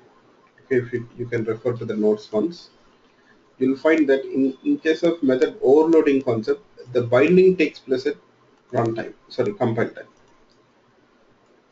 Method binding, it takes place at compile time. Yes.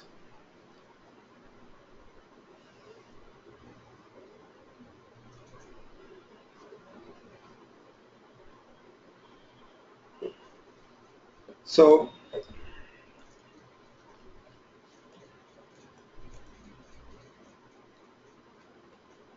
what about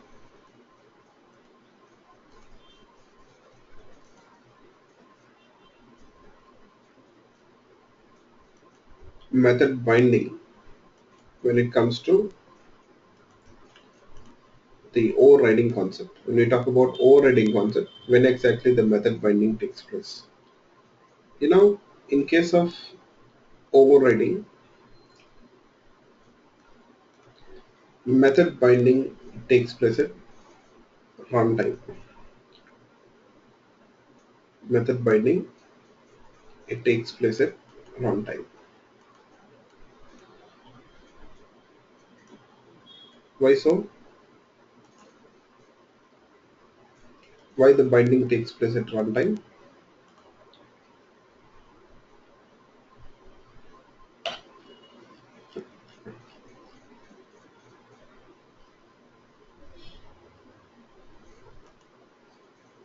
Because there is a reason for that.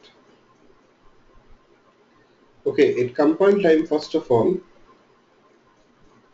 the compiler will check whether this method is defined in the savings account class or not.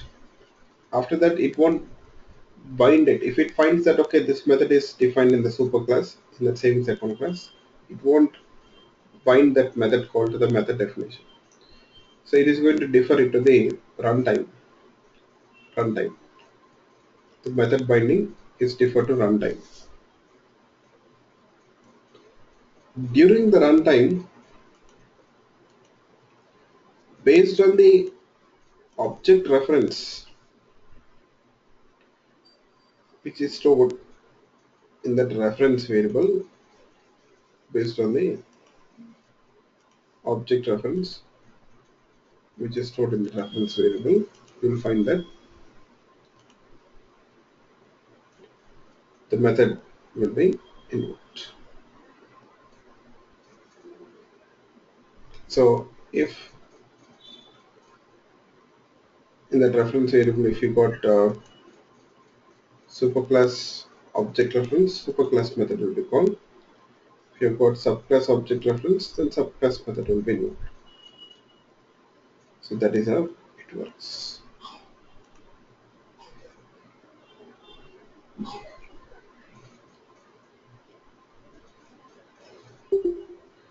So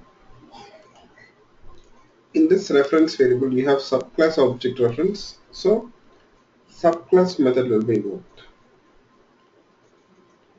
Subclass method will be invoked. You know why the method binding is deferred to runtime when it comes to overriding concept? Can someone explain this? Why method binding is deferred to runtime in case of overriding? I'm sorry. So why it is deferred to runtime? Can someone explain this?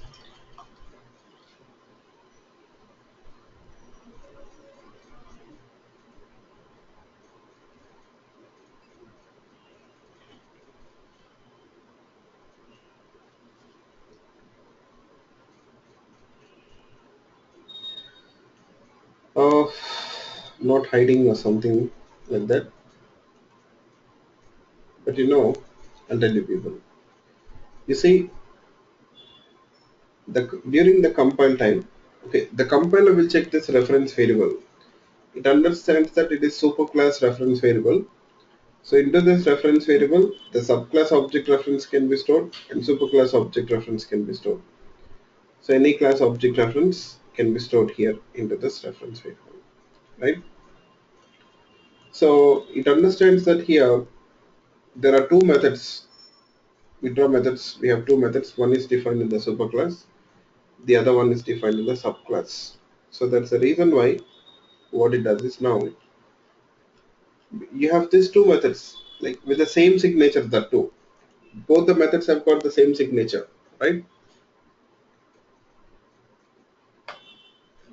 Now which method to associate here? Which class method to associate? it is difficult for the compiler to decide at that time, because the reference variable which you got here, it can take subclass object reference and superclass object reference.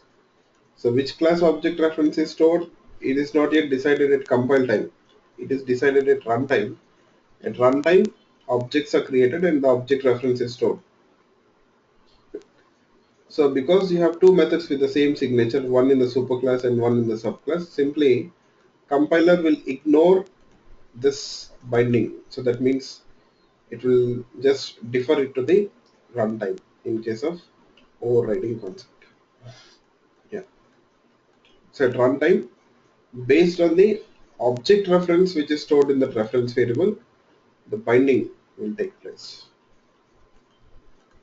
At runtime, based on the object reference which is stored in that reference variable, the binding will take place.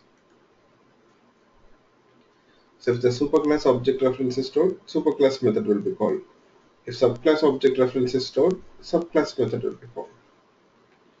So the method binding takes place at runtime in case of method overriding. Please make a note of it. Method binding takes place at runtime in case of overriding. Okay? Yes, in case of method overriding. Why the method binding takes place at runtime? Told you people. We have two methods with the same signature. Based on the object reference which is stored in the reference variable, the binding will be done. Okay? So is it clear for you people, all of you?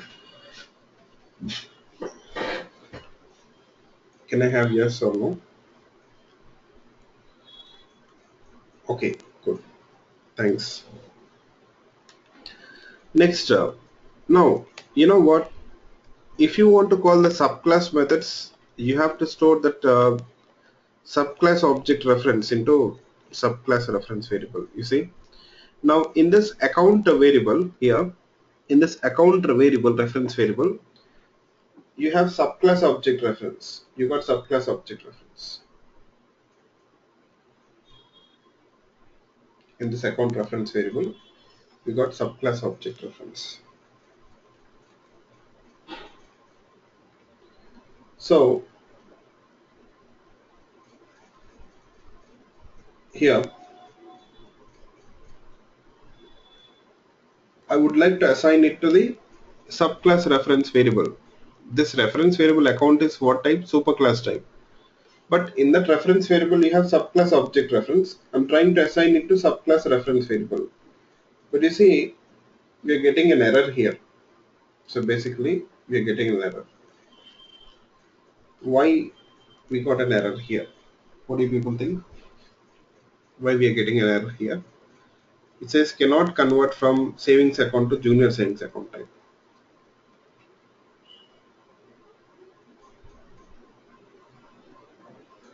It says cannot convert from junior savings account to savings account type.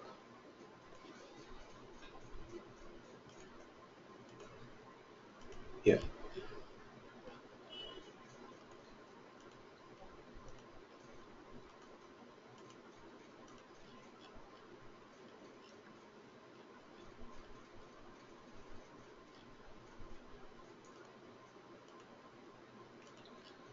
You see, in that reference variable we have subclass object reference itself, right? Why we are not able to assign that subclass object reference to subclass reference variable here? Why the compiler is throwing this error here? What do you people think?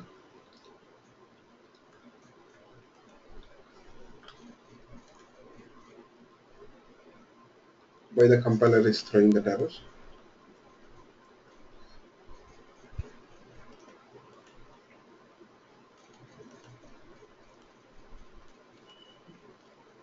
Think about it carefully and answer the question. You see, we have in that reference variable we have subclass object reference, and we are trying to assign it to subclass reference variable. Okay. Yeah, yes, the answer is same again as I've explained earlier.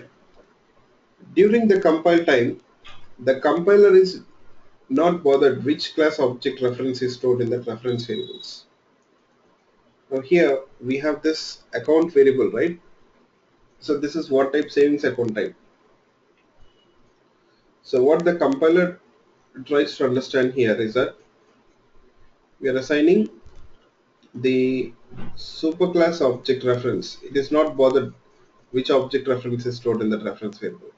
Compiler, it only understands that okay, the reference variable type is superclass type. So we are storing superclass object reference in subclass reference variable. Because compiler is not aware of that object references, it will only go with reference variable types.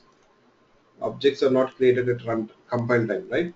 So compiler, how it understands the statement, it understands that we are trying to assign superclass object reference to subclass of reference variable, which is not allowed.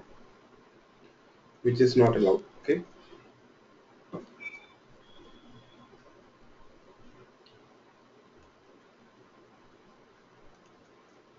It is not allowed.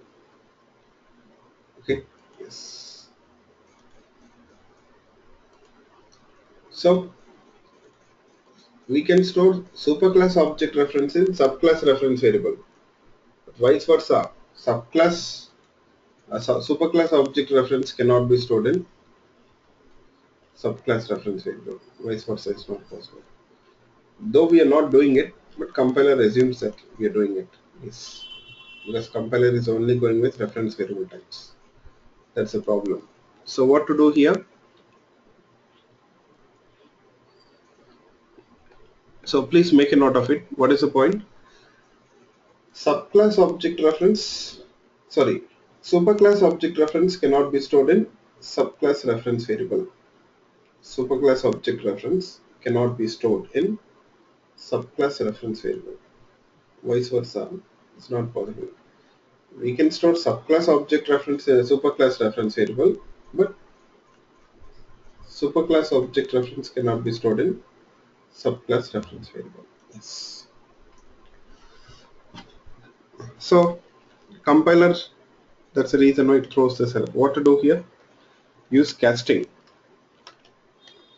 You have to explicitly mention to the compiler that okay, the reference to variable type that object reference is junior sayings account type itself, so please allow to do that. We have to explicitly mention it to the compiler that the reference which is stored in that reference variable is junior sayings account type, then only it will allow. Okay, yes.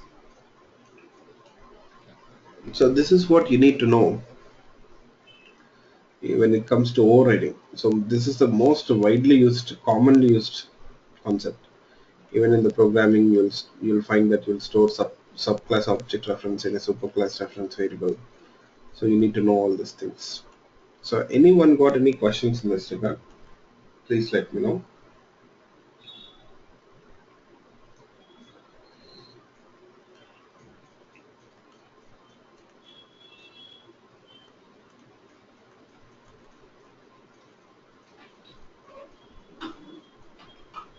Okay, Srinivas, you had a question, right? Could you please post your question now?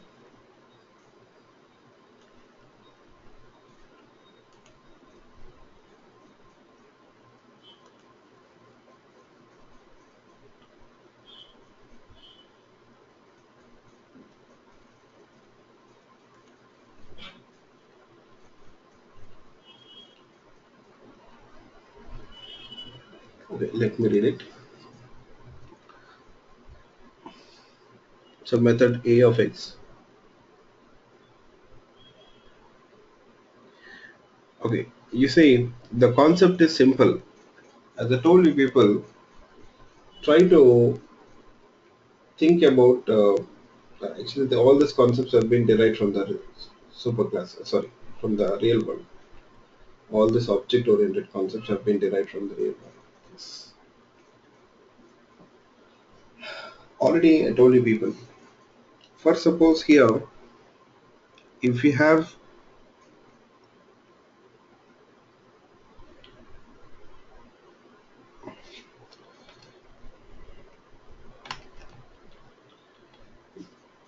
multi-level inheritance, whatever it is, doesn't matter.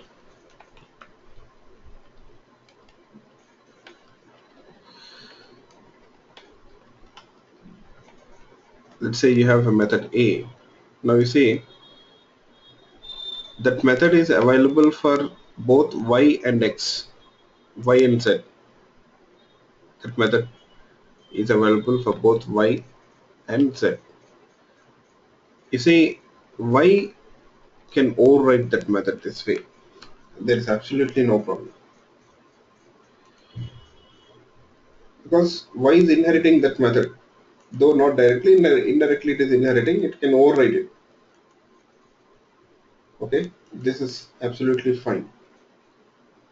For suppose if y sorry, here we are overriding in the z, I'm sorry, z class z is overriding that method. Z can do that, not at all a problem. For suppose y is overriding that method this way, so z will be getting that inherited overridden method. Z will get that method from the class y, not the method from class x. Okay, Z will get the method from class y, that is overridden method from class y. So for suppose if Z wants to override it, Z can also do that. So Z will be overriding the method of class y and y is overriding the method of class x. The logic is simple, not at all complicated. For suppose y is not overriding it, so class z is inheriting that method from x indirectly through y, and it is overriding that method of x. That's it. Still, you got any questions?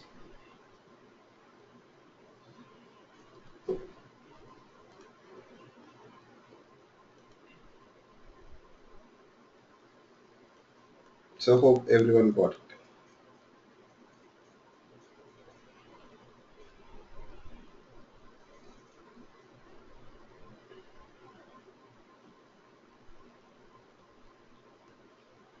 Okay then.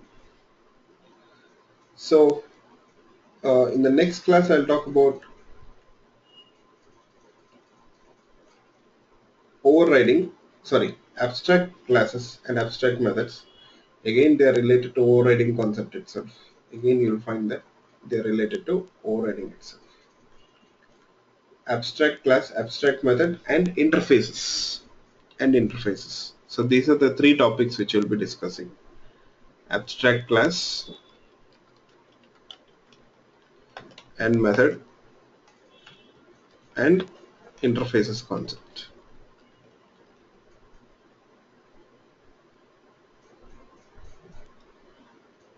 Yeah, this is multi-level itself.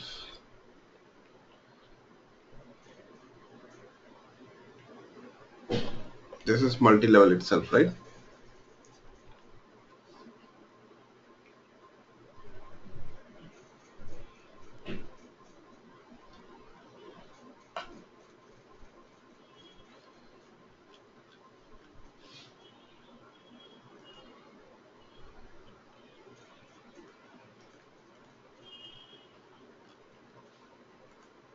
Okay.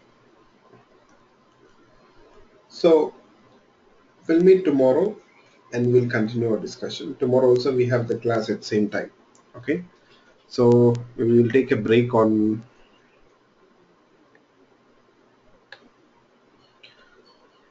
Sunday, but we'll have a class tomorrow.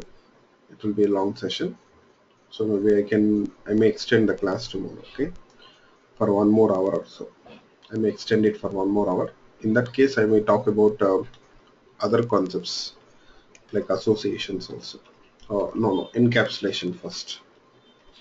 Encapsulation. So almost the Monday's class, we should be able to complete this. Yeah. Yeah, Shashi, tell me.